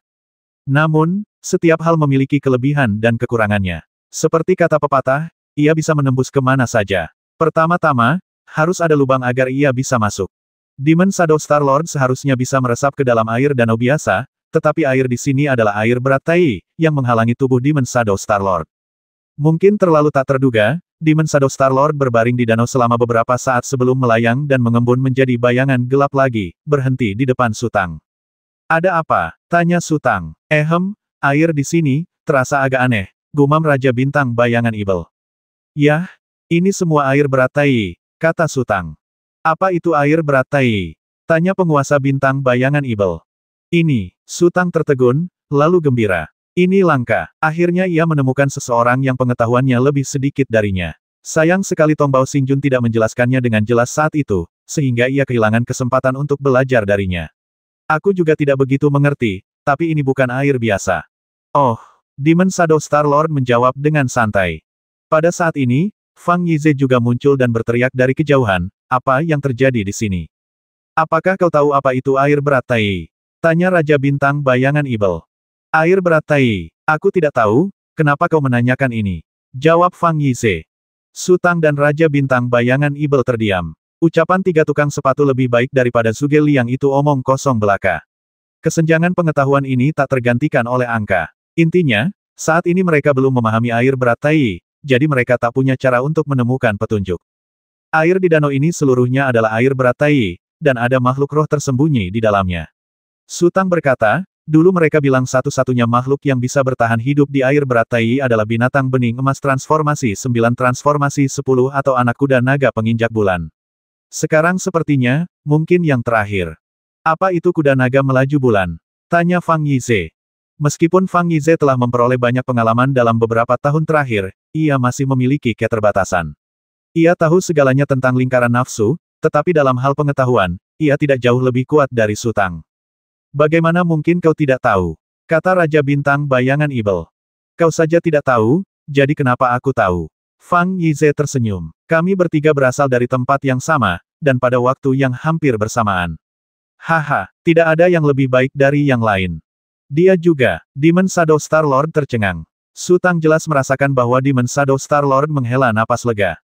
Meskipun mereka telah bekerja sama berkali-kali dalam beberapa tahun terakhir, satu-satunya orang yang benar-benar dipercaya oleh Demon Shadow Star Lord adalah Fang Yize. Ia waspada terhadap dirinya, Su Tang, dan Ding Hai Star Lord. Sekarang aku bisa lengah. Kata-kata Fang Yize memang tepat. Jika kita berasal dari tempat yang sama, kita akan punya perasaan terhadap kampung halaman kita. Pada saat ini, Ding Hai Xingjun juga muncul. Ia melihat Su Tang dan yang lainnya, lalu bergegas ke sini. Akhirnya, seseorang yang mengerti telah tiba. Raja Bintang Bayangan Ibel bertanya lagi, Raja Bintang Ding Hai, apakah kau tahu tentang kuda naga langkah bulan dan air berat Tai? Aku tahu. Ding Hai Xingjun tertegun sejenak, lalu mengangguk. Kuda muda naga penginjak bulan adalah binatang spiritual langka yang berkultivasi di air berat Tai. Ia terkenal karena kecepatannya. Konon, ketika kultivasinya mencapai kesempurnaan, ia akan berubah menjadi naga, makanya ia disebut kuda muda naga. Meskipun ia hanya seekor jiaolong dan tidak bisa dibandingkan dengan naga sejati, kekuatan tempurnya cukup mengesankan. Terutama setelah dijinakkan, ia sangat setia, bahkan sampai mengikuti temannya dalam suka dan duka. Apakah langka, kalau kita tangkap anak kuda naga penginjak bulan dan jual, berapa harganya? Tanya Fang Yize. Mereka bertiga sama sekali tidak tahu tentang anak kuda naga penginjak bulan. Hanya dengan menukarkannya dengan barang yang setara, mereka bisa memahami nilai anak kuda naga penginjak bulan. Sulit untuk mengatakannya. Ding Hai Xingjun terdiam sejenak. Untuk yang normal, selusin Xuanjizi saja sudah cukup. Kalau mendekati level Hua Jiao, aku mungkin bisa menukarnya dengan hampir 1000 Xuanjizi. Begitu berharga. Fang Yize terkejut. Binatang spiritual jenis ini memiliki persyaratan kultivasi yang sangat tinggi. Para praktisi telah menjelajahi setiap wilayah bintang. Jika mereka menemukan air berat Tai dalam jumlah besar, air tersebut akan segera dikumpulkan, sehingga mereka tidak punya tempat untuk bersembunyi. Ding Hai Xingjun berkata, seiring waktu, jumlah anak kuda naga penginjak bulan menjadi sangat langka. Kemungkinan besar, hanya tersisa 10 ekor yang masih bersembunyi di wilayah bintang. Oleh karena itu, harganya tidak mahal. Selain itu, anak kuda naga penginjak bulan ahli dalam menghancurkan harta spiritual berbasis air, dan terkadang bisa sangat efektif. Bagaimana kita bisa tahu apakah anak kuda naga penginjak bulan sudah hampir berubah menjadi naga? Tanya Fang Yize lagi. Kita akan tahu setelah pertarungan, kata Ding Hai Xingjun. Meskipun anak kuda naga berjalan bulan adalah spesies ibel kelas atas dengan spiritualitas bawaan, mereka sering bersembunyi di tempat-tempat yang sulit dijangkau. Hanya mereka yang dijinakkan sejak kecil yang dapat mempelajari seni transformasi, jadi sulit untuk mengetahui perkembangan mereka dari penampilannya. Secara umum, setelah mencapai alam Raja Agung, anak kuda naga berjalan bulan akan menumbuhkan pelat baja tulang yang besar. Pelat ini akan menyusut secara bertahap seiring perkembangan mereka, akhirnya memadat menjadi sisik-sisik kecil yang tak terhitung jumlahnya. Selanjutnya, mereka akan berubah menjadi naga. Ada seekor kuda naga berjalan di bulan yang tersembunyi di sini, kata Raja Bintang Bayangan Ibel. Benarkah? Ding Hai Xingjun terkejut. Lalu ia menunjukkan ekspresi gugup. Ia melihat sekeliling dan mendarat di danau kuda naga langkah bulan. Mungkinkah air di bawah ini semuanya air berat Tai? Benar sekali, kata Raja Bintang Bayangan Ibel, aku hampir mempermalukan diriku sendiri tadi. Air Tai berat yang begitu banyak, ini rezeki nomplok, tapi sayangnya, aku tidak bisa membawa banyak, dan aku tidak bisa menyimpannya di cincin penyimpanan. Harta spiritual ini akan hancur oleh air Tai berat. Ding Hai Xingjun berkata, apakah kau sudah melihat kuda naga penginjak bulan? Dia melihatnya. Raja Bintang Bayangan Ibel menunjuk ke arah Sutang. Kuda naga berjalan di bulan yang kau lihat belum membentuk baju zirahnya, kan? Ding Hai Xingjun menatap Sutang. Baiklah, bagaimana kau tahu? Tanya Sutang. Kalau itu kuda naga penginjak bulan yang berlapis baja, dia tidak akan diam saja dan melihat kita berhenti di sini. Dia pasti sudah keluar dan bertindak sejak lama, kata Ding Hai Xingjun. Aku akan mencari cara untuk mengalihkan air berat Tai. Kalian bantu aku menghentikan anak kuda naga yang melangkah di bulan dan jangan biarkan dia lolos, kata Sutang. Mungkin sulit bagi beberapa dari kita saja. Ding Hai Xingjun ragu-ragu. Atau, lupakan saja. Kuda poni naga penginjak bulan tidak akan terlalu berharga. Meskipun sangat bermanfaat bagi kultivator dengan kekuatan roh air, di mana kita bisa menemukan kultivator seperti itu. Kalaupun kita menemukannya, mereka mungkin tidak mampu membelinya. Maksudmu kuda naga penginjak bulan sangat bermanfaat bagi para kultivator dengan atribut air alami. Sutang terdiam, dan tiba-tiba teringat Baolan. Ia mendengar dari Helan Feiqiong bahwa Baolan dan yang lainnya sedang berlatih retret dan belum keluar. Kali ini mereka bertemu, ia harus membawa hadiah untuk Baolan. Benar sekali, kata Ding Hai Xingjun. Kalau begitu aku harus menangkapnya, kata Sutang, lalu terbang menjauh dari danau. Mengapa dia tidak mendengarkan nasihat? Ding Hai Xingjun menatap punggung Sutang tanpa daya. Dia akan segera menetap di sini. Bagaimana mungkin dia membiarkan monster seperti kuda naga penginjak bulan berkeliaran bebas? Mungkin sulit bagi beberapa dari kita saja. Ding Hai Xingjun ragu-ragu. Atau, lupakan saja. Kuda poni naga penginjak bulan tidak akan terlalu berharga. Meskipun sangat bermanfaat bagi kultivator dengan kekuatan roh air, di mana kita bisa menemukan kultivator seperti itu. Kalaupun kita menemukannya, mereka mungkin tidak mampu membelinya. Maksudmu, kuda naga penginjak bulan sangat bermanfaat bagi para kultivator dengan atribut air alami. Sutang terdiam, dan tiba-tiba teringat Baolan. Ia mendengar dari Helan Feiqiong bahwa Baolan dan yang lainnya sedang berlatih retret dan belum keluar. Kali ini mereka bertemu, ia harus membawa hadiah untuk Baolan. Benar sekali, kata Ding Hai Xingjun. Kalau begitu aku harus menangkapnya, kata Sutang, lalu terbang menjauh dari danau. Mengapa dia tidak mendengarkan nasihat? Ding Hai Xingjun menatap punggung Sutang tanpa daya. Dia akan segera menetap di sini.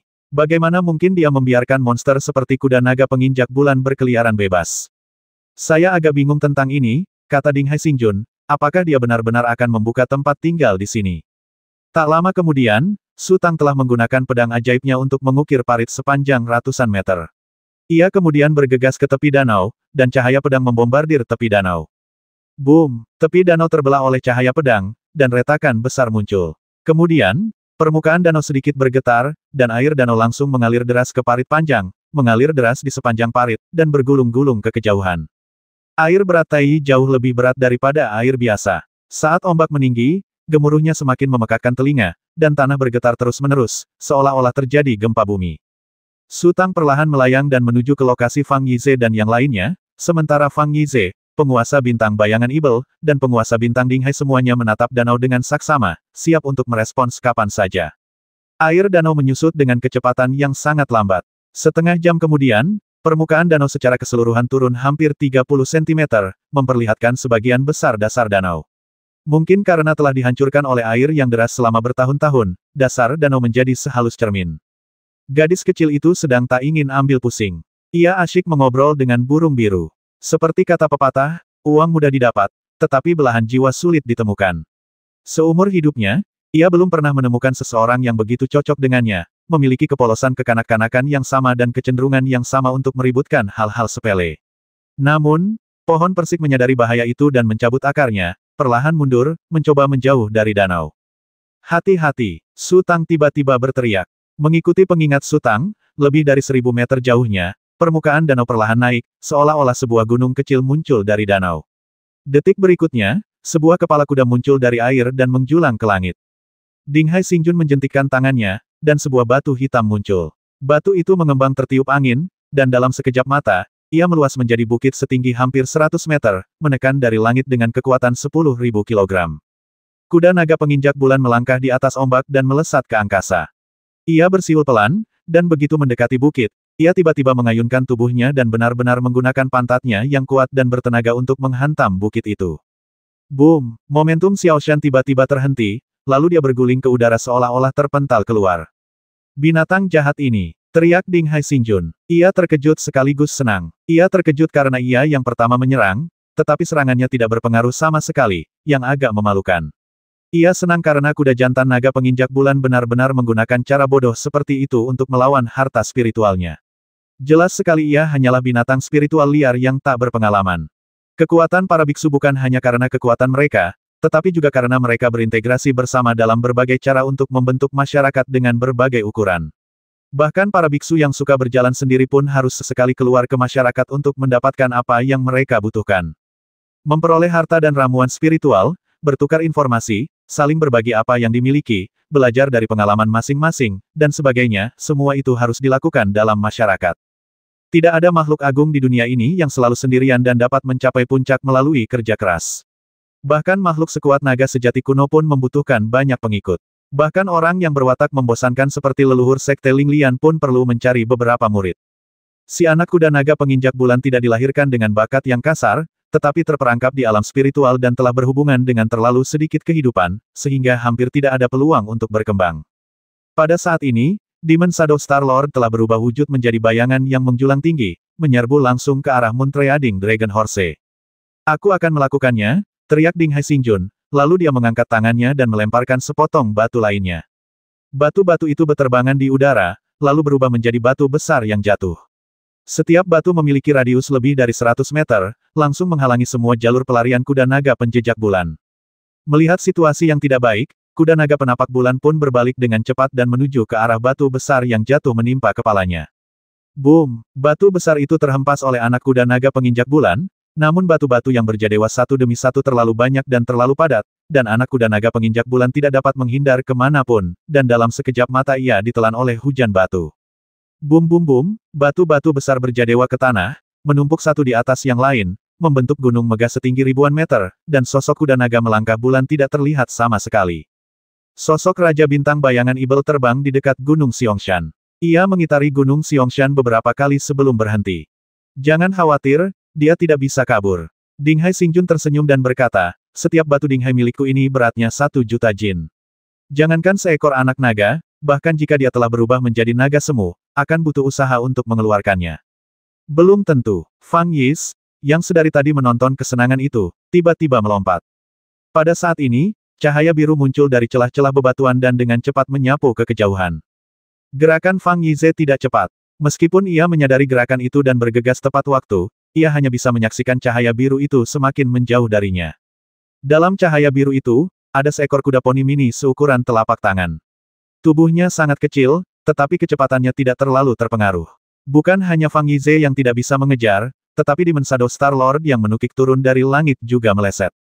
Belalang perak yang bermutasi itu tiba-tiba melebarkan elitranya dan terbang ke arah sini. Kecepatannya melebihi kilat, dan ia mengeluarkan suara melengking saat terbang di udara yang dapat merobek gendang telinga seseorang.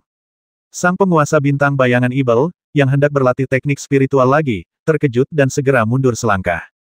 Kuda naga penginjak bulan menjadi semakin gugup ketika melihat belalang perak bermutasi terbang ke arahnya. Saat ia terus terbang ke depan, bentuk tubuhnya perlahan kembali ke bentuk aslinya. Anak kuda naga langkah bulan dikenal karena kecepatannya, dan meskipun belalang perak yang bermutasi memiliki elitra, ia tidak dapat mengejarnya untuk sementara waktu. Cepat sekali, Fang Yize putus asa. Ia berhenti, melihat sekeliling, dan bertanya dengan rasa ingin tahu, kemana dia pergi. Pada belalang itu, kata Ding Hai Xinjun. Anak kuda naga penginjak bulan dan belalang perak mutasi saling berkejaran, dan dalam waktu kurang dari sesaat, mereka telah terbang sejauh lebih dari 1000 mil. Belalang perak mutasi tampak agak gelisah, berkicau tanpa henti dan melambaikan antena panjangnya ke atas dan ke bawah. Su Tang berdiri di punggung belalang perak yang bermutasi. Ia tidak terburu-buru menyerang. Jika ia ingin menyingkirkan anak kuda naga penginjak bulan, itu akan sangat mudah, tetapi akan sulit untuk menangkapnya hidup-hidup.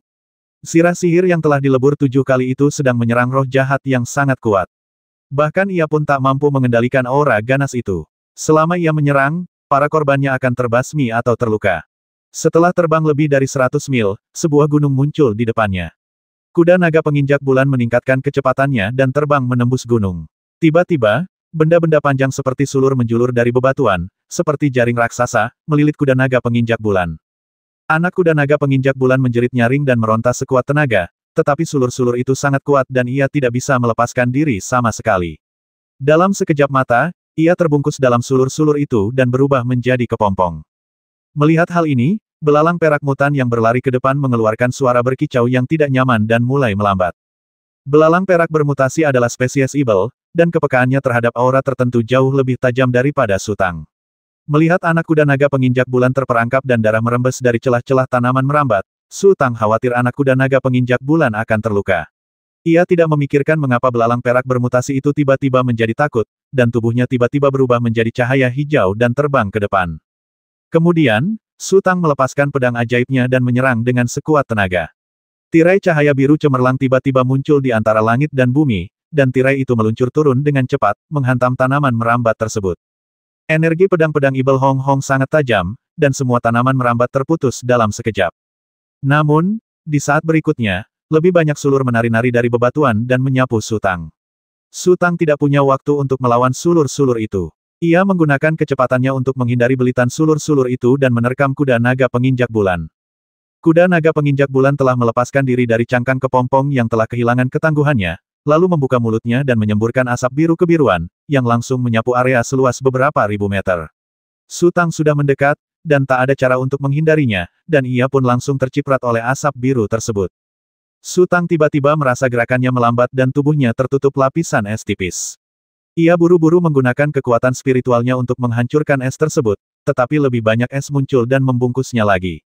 Sutang terkejut. Ia hendak menggunakan kekuatan spiritualnya lagi, tetapi sulur-sulur raksasa itu sudah menyerbu ke arahnya.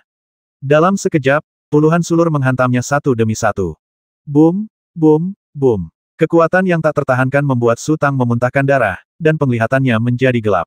Kesadaran ilahi pelindung yang kuat tak berguna, dan ia pun hancur bersama lapisan es di tubuhnya. Boom-boom, gunung itu berguncang, dan aura yang bergejolak semakin kuat. Dalam waktu kurang dari sekejap, miliaran sulur telah merentang di sekitar gunung, dan fluktuasi kekuatan spiritual yang dilepaskan secara liar membuat Sutang terengah-engah. Apakah benar-benar ada monster Raja Agung tingkat puncak yang bersembunyi di sini? Sutang tak percaya dengan persepsinya sendiri. Ia mengerahkan seluruh sisa kekuatannya untuk melepaskan sayap Ibel dan terbang mundur. Tepat saat Sutang mulai bergerak, beberapa sulur lain muncul. Ranting-ranting tipis tumbuh dengan cepat dari sulur-sulur tebal tersebut, yang mampu menangkap posisi Sutang dengan akurat dan melilitnya. Sutang mengerahkan seluruh tenaganya untuk mengerahkan kekuatan spiritualnya, dan tiba-tiba merasakan gelombang rasa sakit yang menusuk di sekujur tubuhnya. Ada banyak duri tajam di antara ranting-ranting itu, dan duri-duri itu dengan mudah menembus tubuhnya. Ini bukan apa-apa. Yang lebih mengerikan lagi, setelah rasa sakit itu, Sutang malah merasa mati rasa. Apa ada racun di duri itu? Sutang meraung panjang, dan pembuluh darah spiritualnya mulai mengalir deras. Monster itu tampaknya mengerti apa yang sedang dilakukan Sutang, dan beberapa sulur tanaman merambat dengan cepat berguling dan mencambuk Sutang. Dia punya cukup waktu untuk melepaskan kekuatannya tadi, tetapi dia masih terluka. Sekarang dia terjepit oleh cabang-cabang tipis yang tak terhitung jumlahnya. Jika dia terkena tanaman merambat itu, dia pasti akan hancur. Sutang meronta keras, tetapi tak mampu melepaskan diri. Situasinya bahkan lebih berbahaya daripada kuda naga penginjak bulan tadi. Pada saat ini, belalang perak mutan yang tadinya ragu-ragu tiba-tiba menjadi liar. Ia menerjang Sutang sambil mengeluarkan suara nyaring, dan menggunakan tubuhnya yang besar untuk menghalangi Sutang. Boom-boom, belalang perak yang bermutasi itu juga tak mampu menahan kekuatan yang luar biasa dahsyat dan jatuh terbanting ke belakang, menghantam Sutang. Ranting-rantingnya hancur berkeping-keping, dan Sutang juga terhantam begitu keras hingga ia melihat bintang-bintang. Kemudian tubuhnya terlempar mundur ratusan meter dan jatuh ke tanah. Belalang perak mutan raksasa itu terbang lebih jauh darinya, jatuh tak berdaya ke tanah, dan berguling beberapa kali. Lapisan pelindungnya yang sangat keras memiliki banyak retakan. Sutang tak berani melewatkan kesempatan itu. Ia kembali mengaktifkan kekuatan spiritualnya dan berusaha sekuat tenaga untuk berdiri. Ia ingin melarikan diri dari sini untuk sementara, tetapi ketika melihat belalang perak bermutasi yang tak bisa bergerak, ia terpaksa berubah pikiran, menghunus busur panjangnya, dan mengaktifkan 3 anak panah api. Berdasarkan pengalaman sebelumnya, ketika 3 panah membara digunakan, mereka tak terkalahkan dan menang dalam setiap pertempuran.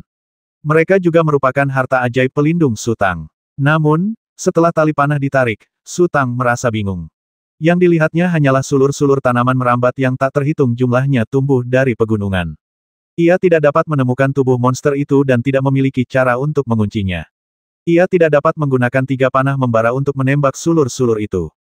Pada saat ini, momentum yang telah berkembang di pegunungan tiba-tiba mulai menyusut. Meskipun tanaman merambat yang tak terhitung jumlahnya masih menari, mereka tidak berani mendekati Su Tang, seolah-olah mereka merasakan bahaya bagi Su Tang.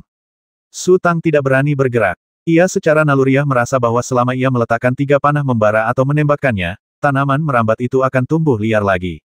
Setelah beberapa saat bersih tegang, Su Tang tetap mengarahkan 3 anak panah berapi ke arah gunung, tetapi dia mundur sedikit demi sedikit hingga mencapai belalang perak mutan dan berteriak dengan suara rendah, "Bangun!" Kicau, kicau. Belalang perak mutan itu menjerit kesakitan. Ia memutar tubuhnya beberapa kali sebelum akhirnya nyaris tak bisa berdiri. Ia tidak bisa terbang, jadi ia hanya bisa menggerakkan anggota tubuhnya dan merangkak pergi. Su Tang cukup saleh. Ia tetap di tempatnya sampai belalang perak yang bermutasi itu pergi jauh. Kemudian ia melangkah lagi dan perlahan mundur. Jika Su Tang mundur beberapa meter, tanaman merambat yang melambai juga akan bergerak mendekat beberapa meter. Jelas, monster yang bersembunyi di gunung itu enggan membiarkan Su Tang lolos seperti ini, tetapi harta spiritual yang telah disiapkan Su Tang untuk digunakan membuatnya merasa terancam dan tidak berani bergerak gegabah. Su Tang mundur beberapa meter. Tepat ketika ia hendak mengaktifkan sayap ibel dan menggunakan kecepatannya untuk melarikan diri, ia tiba-tiba merasa pusing, kaki dan lengannya lemas, dan ia hampir jatuh ke tanah. Oh tidak, racunnya sudah bereaksi. Su Tang terkejut. Sebenarnya, itu karena ia memiliki roh pohon takdir kuno yang bisa ia pertahankan sampai sekarang. Kalau tidak, ia pasti sudah pingsan sejak lama. Su Tang tidak berani menunda dan segera mengaktifkan sayap ibel. Namun, ia hanya terbang belasan meter sebelum jatuh ke tanah. Pikiran Su Tang berangsur-angsur menjadi kabur, dan pemandangan di depannya mulai berlipat ganda. Monster yang bersembunyi di gunung segera menyadari bahwa Su Tang telah kehilangan kemampuan bertarungnya, dan tanaman merambat itu kembali menggelinding ke arah Su Tang. Cabang-cabang tipis itu membungkus Su Tang menjadi bentuk kepompong, lalu menariknya mundur. Belalang perak mutan itu tak berani lagi menyelamatkan Su Tang, dan berjuang keras merangkak kembali ke arah asalnya.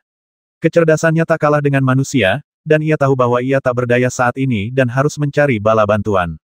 Su Tang masih memiliki sedikit kesadaran yang tersisa, tetapi ia telah melupakan situasinya. Ia hanya merasa sekelilingnya gelap gulita, dan ia tampak meraba-raba dalam kegelapan dengan linglung. Ia tak tahu sudah berapa lama. Tiba-tiba, jeritan memekakkan telinga dan getaran hebat terdengar di telinganya. Pikirannya kembali jernih. Ia menarik napas panjang, lalu tiba-tiba membuka matanya. Su Tang terkejut melihat pemandangan di sekitarnya. Hanya berjarak 2 meter darinya, ada 3 orang. Su Tang masih ingat penampilan mereka. Mereka adalah para kultivator yang tersisa dari garis keturunan naga sejati. Ketiga biksu itu memiliki senyum aneh di wajah mereka, tetapi mereka begitu kurus sehingga tulang-tulang mereka terlihat. Tubuh mereka terbungkus benda-benda seperti benang, dan kaki serta betis mereka yang menonjol dari bawah telah lama berubah menjadi tulang putih. Su Tang kembali menatap tubuhnya sendiri, yang juga terbungkus benang sutra yang sama. Darah terus mengucur dari kulitnya. Benang sutra itu tampaknya mampu menyerap darah, dan semuanya berwarna merah cerah. Nadi spiritual Su Tang telah mandek. Ia tidak dapat mengalirkan kemampuan spiritualnya dan hanya bisa memutar kepalanya dan melihat ke belakang. Di belakang mereka berdiri sebatang pohon tua berwarna hitam pekat dengan batang yang sangat besar dan cabang-cabang yang lebat. Namun, tidak seperti pohon biasa, semua daunnya tampak kering dan layu. Meskipun setiap daunnya sebesar kapal raksasa, ia tidak memiliki kehidupan apapun, seolah-olah hancur menjadi debu jika disentuh sedikit saja. Di bawah kakinya, benang-benang sutra berkumpul menjadi satu bundel dan memanjang kembali ke kedalaman batang pohon. Seluruh bundel benang sutra itu juga berwarna merah tua, seolah-olah diwarnai merah oleh darahnya. Su Tang mengerti bahwa panik tidak akan membantunya, jadi dia memaksa dirinya untuk tenang, tidak terburu-buru bergerak, dan perlahan-lahan mengumpulkan energi spiritualnya. Aduh! Pohon tua yang hitam legam itu melolong lagi, seolah-olah sedang kesakitan. Saat batang pohon bergetar, para biksu yang terbungkus kepompong mulai bergoyang, dan salah satu biksu bahkan menabrak Su Tang. Su Tang merasakan firasat menyeramkan karena biksu itu masih hidup. Setelah merasakan kekuatan benturan, ia mengedipkan mata ke arah Su Tang, dan senyumnya semakin aneh. Darah Su Tang masih mengalir, tetapi darahnya berbeda dari darah para kultivator itu. Sesekali, Ada bintang-bintang yang berkelap-kelip dalam darahnya. Itu adalah pikiran-pikiran ilahinya yang hampir mengkristal, dan juga menyatu dengan jiwa pohon takdir kuno. Su Tang masih berusaha keras mengalirkan energi spiritualnya. Ia tidak menyadari bahwa setelah titik-titik bintang itu meresap ke dalam benang sutra dan mengalir ke tubuh pohon kuno, terdengar suara retakan dari pohon kuno itu. Namun, Su Tang belum pernah melihat pohon kuno seaneh itu, dan tidak mengerti bahwa suara-suara itu menandakan bahwa pohon kuno itu telah mengalami kerusakan serius. Su Tang tidak mengerti. Bahkan, pohon tua itu pun tidak mengerti. Kalau tidak, ia pasti sudah menjatuhkan Su Tang sejak lama. Setelah setengah seperempat jam, pohon itu seolah merasakan sumber kerusakan, merentangkan sulurnya, menarik Su Tang keluar dari benang sutra, lalu melemparkan Su Tang ke tanah bersama sulurnya. Su Tang sudah lama bersiap untuk keluar dari kesulitan ini, tetapi ia tidak menyangka pohon kuno itu akan banyak membantunya. Begitu tubuhnya terlepas dari tanaman merambat, Su Tang tiba-tiba mengangkat tangannya, dan 3 anak panah berapi muncul di tangannya. Sesaat kemudian, ia melemparkan ketiga anak panah berapi itu dengan sekuat tenaga, melesatkannya ke pohon kuno itu satu demi satu. Setelah kehilangan akal sehatnya, ia tidak tahu di mana busur panjangnya jatuh, dan ketiga anak panah yang menyala itu tentu saja masih ada di otaknya. Ia putus asa dan tak punya pilihan selain membuang ketiga anak panah yang menyala itu dengan tangannya. Bang! Bang! Bang! 3 anak panah berapi melesat ke pohon kuno itu secara berurutan. Ketika anak panah pertama mengenai tubuhnya, pohon kuno itu berputar dengan hebat, dan api pun berkobar di tubuhnya. Ketika anak panah kedua mengenai tubuhnya, pohon kuno itu. Su Tang tidak mengerti. Bahkan, pohon tua itu pun tidak mengerti. Kalau tidak, ia pasti sudah menjatuhkan Su Tang sejak lama. Setelah setengah seperempat jam, pohon itu seolah merasakan sumber kerusakan, merentangkan sulurnya, menarik Su Tang keluar dari benang sutra, lalu melemparkan Su Tang ke tanah bersama sulurnya. Su Tang sudah lama bersiap untuk keluar dari kesulitan ini, tetapi ia tidak menyangka pohon kuno itu akan banyak membantunya. Begitu tubuhnya terlepas dari tanaman merambat, Su Tang tiba-tiba mengangkat tangannya, dan 3 anak panah berapi muncul di tangannya. Sesaat kemudian, ia melemparkan ketiga anak panah berapi itu dengan sekuat tenaga, melesatkannya ke pohon kuno itu satu demi satu. Setelah kehilangan akal sehatnya, ia tidak tahu di mana busur panjangnya jatuh, dan ketiga anak panah yang menyala itu tentu saja masih ada di otaknya. Ia putus asa dan tak punya pilihan selain membuang ketiga anak panah yang menyala itu dengan tangannya. Bang! Bang! Bang! 3 anak panah berapi melesat ke pohon kuno itu secara berurutan. Ketika anak panah pertama mengenai tubuhnya, pohon kuno itu berputar dengan hebat, dan api pun berkobar di tubuhnya. Ketika anak panah kedua mengenai tubuhnya, pohon kuno itu. Raung! Di antara sulur-sulur yang tak terhitung jumlahnya, sebuah benda mirip cangkang muncul, seperti mulut raksasa yang mengerikan, dipenuhi duri-duri tajam. Benda mirip cangkang itu mengunci Su Tang dan perlahan terbuka, lalu tiba-tiba muncul dari rumpun sulur-sulur itu dan langsung menggigit Su Tang. Su Tang melihatnya dengan jelas dan tahu bahwa jika ia digigit oleh mulut raksasa yang mengerikan itu, ia pasti akan mati, tetapi urat spiritualnya telah kembali mandek, dan bahkan melepaskan sayap ibel pun menjadi sebuah kemewahan. Ia jatuh ke dalam situasi di mana ia hanya bisa menunggu kematian. Su Tang sangat enggan menyerah. Ia memperhatikan mulut raksasa itu semakin dekat. Tiba-tiba, ia teringat sesuatu. Ia segera mengeluarkan buku spiritual dari cincinnya dan menuangkan semua pikiran spiritual yang tersisa ke dalamnya. Kemudian, ia melemparkan buku spiritual itu ke udara dengan punggung tangannya dan berteriak, "Pergi!" Kitab spiritual itu melayang di udara, tiba-tiba memancarkan cahaya terang. Tanaman merambat yang berterbangan dan mulut raksasa mengerikan yang menyerbu ke arah mereka meleleh seperti salju dan berubah menjadi abu di bawah cahaya tersebut. Pohon tua yang gelap itu tampak sangat kesakitan, dan terus-menerus melolong tajam. Su Tang sudah tidak mampu melanjutkan, dan sangat terkejut. Matanya menghitam dan ia pingsan lagi. Cahaya yang dipancarkan buku spiritual itu semakin menyilaukan, mengusir kegelapan dan menerangi segala sesuatu di sekitarnya. Pada tubuh pohon tua yang hitam pekat itu, potongan-potongan kulit kayu dan kayu terkelupas oleh cahaya, lalu berubah menjadi abu. Detik berikutnya, halaman-halaman buku spiritual itu terbuka secara otomatis, dan semua cahaya yang cemerlang menghilang. Lingkungan kembali gelap, dan pohon tua yang hitam pekat itu lenyap tanpa jejak. Halaman-halaman buku perlahan tertutup, dan di tengah halaman, sebuah pohon aneh muncul. Bagian atas pohon itu tak jauh berbeda dengan pohon biasa, tetapi akar-akar di bawahnya memancarkan aura yang ganas. Sekilas, pohon itu tampak seperti kusut, tetapi jika diperhatikan lebih dekat, ternyata kusut itu terbuat dari sulur-sulur yang melilit. Meskipun telah disegel, sulur-sulur itu masih menari-nari liar, memberi orang perasaan bahwa mereka bisa keluar dari buku kapan saja. Su Tang tidak tahu sudah berapa lama ia pingsan. Dalam keadaan linglung, ia mendengar suara rengekan samar, seperti bayi menangis. Su Tang langsung tersadar dan membuka matanya. Orang pertama yang dilihatnya adalah Fang Yize. Mata Fang Yize dipenuhi kekhawatiran. Tiba-tiba, ia melihat Su Tang terbangun, dan ia menghela napas lega. Akhirnya kau bangun. Bagaimana perasaanmu sekarang? Tidak buruk, jawab Su Tang dengan suara serak, lalu dia mencoba berdiri. Bu, anak kecil yang sedang duduk di baju Su Tang sambil menangis terseduh-seduh, langsung melompat ke kening Su Tang dan bersorak kegirangan. Anak kecil, jangan main-main, kata Su Tang. Ia merasa lemas, dan si kecil baru saja menerkam dahinya tanpa peringatan, membuatnya pusing. Kemudian, Su Tang menyadari buku spiritual yang terlepas dari dadanya, mengulurkan tangan dan mengambilnya, lalu meletakkannya kembali di pinggangnya. Oh, si kecil tampak sangat patuh. Kemudian ia melayang menjauh dari dahi Su Tang dan mendarat di bahunya. Ia berkata dengan hati-hati, Bu, apa ibu merasa tidak enak badan? Biarkan aku santai saja, kata Su Tang. Bagaimana bisa begitu menyedihkan? Fang Yize bertanya dengan curiga, mungkin tidak banyak kultivator yang bisa menahanmu di sini. Jangan bahas itu. Su Tang tersenyum kecut di mana anak kuda naga yang melangkah di bulan itu. Fang Yize bukan hanya percaya padanya, ia bahkan lebih percaya pada dirinya sendiri.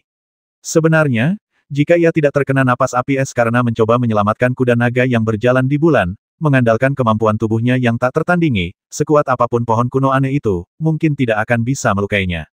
Jika ada yang harus disalahkan, itu hanyalah anak kuda naga penginjak bulan. Su Tang memang sudah menyimpan niat jahat. Setelah menemukan anak kuda naga penginjak bulan, jika anak kuda naga penginjak bulan patuh dan menyerah, semuanya akan baik-baik saja. Namun, jika ia mencoba melarikan diri lagi, ia akan membasminya dengan pedangnya tanpa ragu. Mengenai hadiah untuk Baolan, ia memiliki segalanya di dalam cincinnya, jadi akan sama saja jika ia menggantinya dengan sesuatu yang lain. Tidak, waktu aku ke sini, tidak ada apa-apa di sini kecuali beberapa mayat, kata Fang Yize, lalu mengeluarkan beberapa barang. Oh, ini yang kutemukan di mayat-mayat itu. Ini dia. Setelah mengatakan itu, Fang Yize melemparkan benda di tangannya kepada Su Tang. Su Tang mengulurkan tangan untuk mengambilnya. Benda itu adalah 2 cincin penyimpanan. Masih ada beberapa harta spiritual di luar, tapi kondisinya sudah rusak, seolah-olah sudah ditinggalkan bertahun-tahun. Fang Yize berkata, tapi mayat-mayat itu sangat aneh. Kaki dan lengan mereka telah berubah menjadi tulang putih, tetapi daging di dada dan perut mereka masih utuh dan bahkan memiliki suhu tubuh. Aku benar-benar tidak mengerti. Hei, apa sebenarnya yang terjadi di sini? Ada monster. Su Tang memutar kepala dan lehernya sambil berbicara, otot dan pembuluh darahnya menjadi sangat kaku. Akan kuceritakan saat kita kembali. Pada saat ini, sesosok bayangan datang dari luar. Begitu bayangan itu berhenti, sebuah suara dengan keraguan dan ketidakpastian berkata di sini, ada aura kematian yang begitu kuat. Yah, aku baru di sini kurang dari 3 jam dan aku sudah merasa agak kaku dan tidak nyaman, kata Fang Yize, lalu menatap Su Tang. Sebaiknya kau ajak kekasih kecilmu datang ke sini untuk retret dan berkultivasi. Ini tempat yang bagus untuknya. Segera setelah itu, Ding Hai Xingjun muncul. Ia melayang di udara dan menatap Su Tang. Tianmo Xingjun, kau baik-baik saja. Baiklah, aku sudah jauh lebih baik sekarang, kata Su Tang. Ding Hai, wajahmu terlihat agak aneh, ada apa? Fang Yize sangat jeli dan menyadari bahwa ekspresi Ding Hai Xingjun berbeda. Apa lagi yang bisa kulakukan? Suasana hatiku benar-benar sedang tidak enak setelah dimarahi habis-habisan. Sang penguasa bintang bayangan Ibel terkekeh. Siapa yang memarahi kamu? Fang Yize bertanya dengan rasa ingin tahu. Itu bosmu. Ding Hai Xingjun mendesah, Suetu, aku baru sadar kalau jadi temanmu, senioritasnya agak rendah.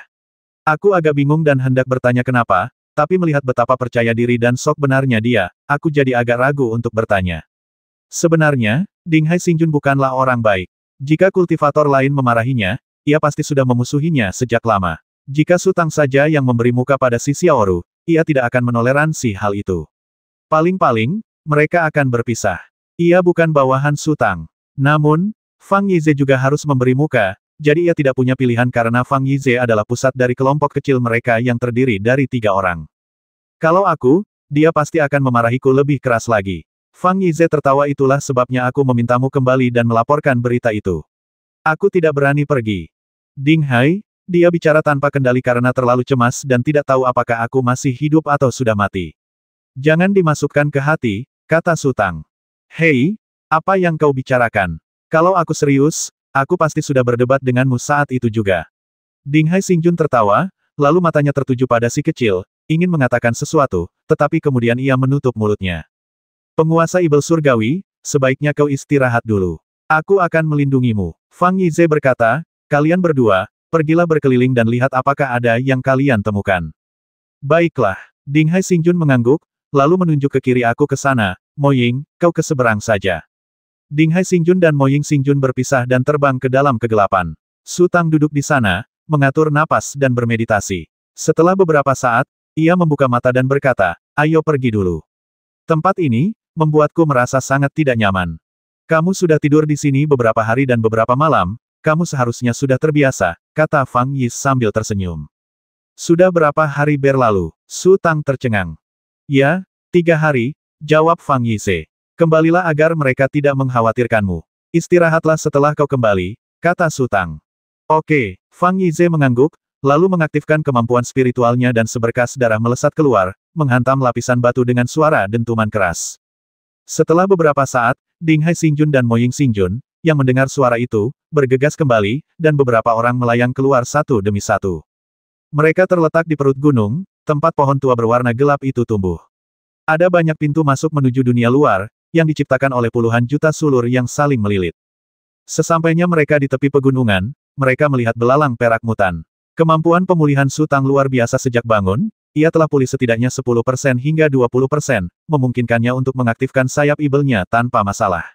Kemampuan pemulihan belalang perak mutan juga cukup baik, retakan yang tak terhitung jumlahnya di sarungnya sebagian besar telah menghilang, dan elitra mereka yang rusak telah tumbuh kembali. Melihat Su Tang, belalang perak mutan itu menundukkan kepalanya dan merintih pelan. Sebenarnya, ia telah dimarahi berkali-kali oleh si kecil, yang menganggapnya tak berguna dan sia-sia. Belalang perak mutan merasa sangat dirugikan. Paling banter, ia membela diri kepada Little Bit, mengatakan bahwa monster itu sangat kuat. Namun, belalang perak mutan, yang tumbuh besar di puncak Qianqi, tidak memiliki konsep yang detail dan akurat tentang seberapa kuat monster itu. Su Tang melihat belalang perak yang bermutasi dan tersenyum, bersyukur atas penyelamat belalang perak yang bermutasi. Belalang perak yang bermutasi sangat pandai mengamati ekspresi orang. Ketika melihat pujian di senyum Su Tang, ia langsung bersemangat. Ayo pergi, kata Su Tang, lalu ia terbang ke punggung belalang perak yang bermutasi. Fang Yize dan yang lainnya juga terbang dan mendarat di samping Su Tang. Belalang perak yang bermutasi mengembangkan elitranya, berputar cepat di udara sejauh setengah lingkaran, dan terbang menuju ke arah platform penguasa jahat. Penguasa dunia Ibel, ada beberapa hal yang aku tidak tahu harus kukatakan atau tidak. Kata penguasa laut kehancuran tiba-tiba. Kita sudah saling kenal cukup lama, jadi jangan ragu untuk mengatakan hal-hal baik tentangmu, kata Su Tang sambil tersenyum. Demon Starlord, monster yang kau besarkan semuanya sangat langka dan berkelas tinggi. Ding Hai Starlord berkata perlahan, namun, membesarkan mereka dengan caramu tidak akan berhasil. Mereka pasti akan menjadi manja, atau bahkan tidak berguna. Apa maksudmu? Tanya Su Tang serius. Seperti orang biasa yang memelihara bunga dan guk-guk, kita tidak bisa membiarkan mereka hidup begitu saja dan tumbuh liar. Kita harus memikul tanggung jawab untuk mengajari mereka. Ding Hai Xingjun berkata, contohnya, teknik transformasi belalang. Jika kita tidak mengajarkannya sekarang, 100 atau 80 tahun lagi, ia mungkin tidak akan bisa mempraktikkannya. 990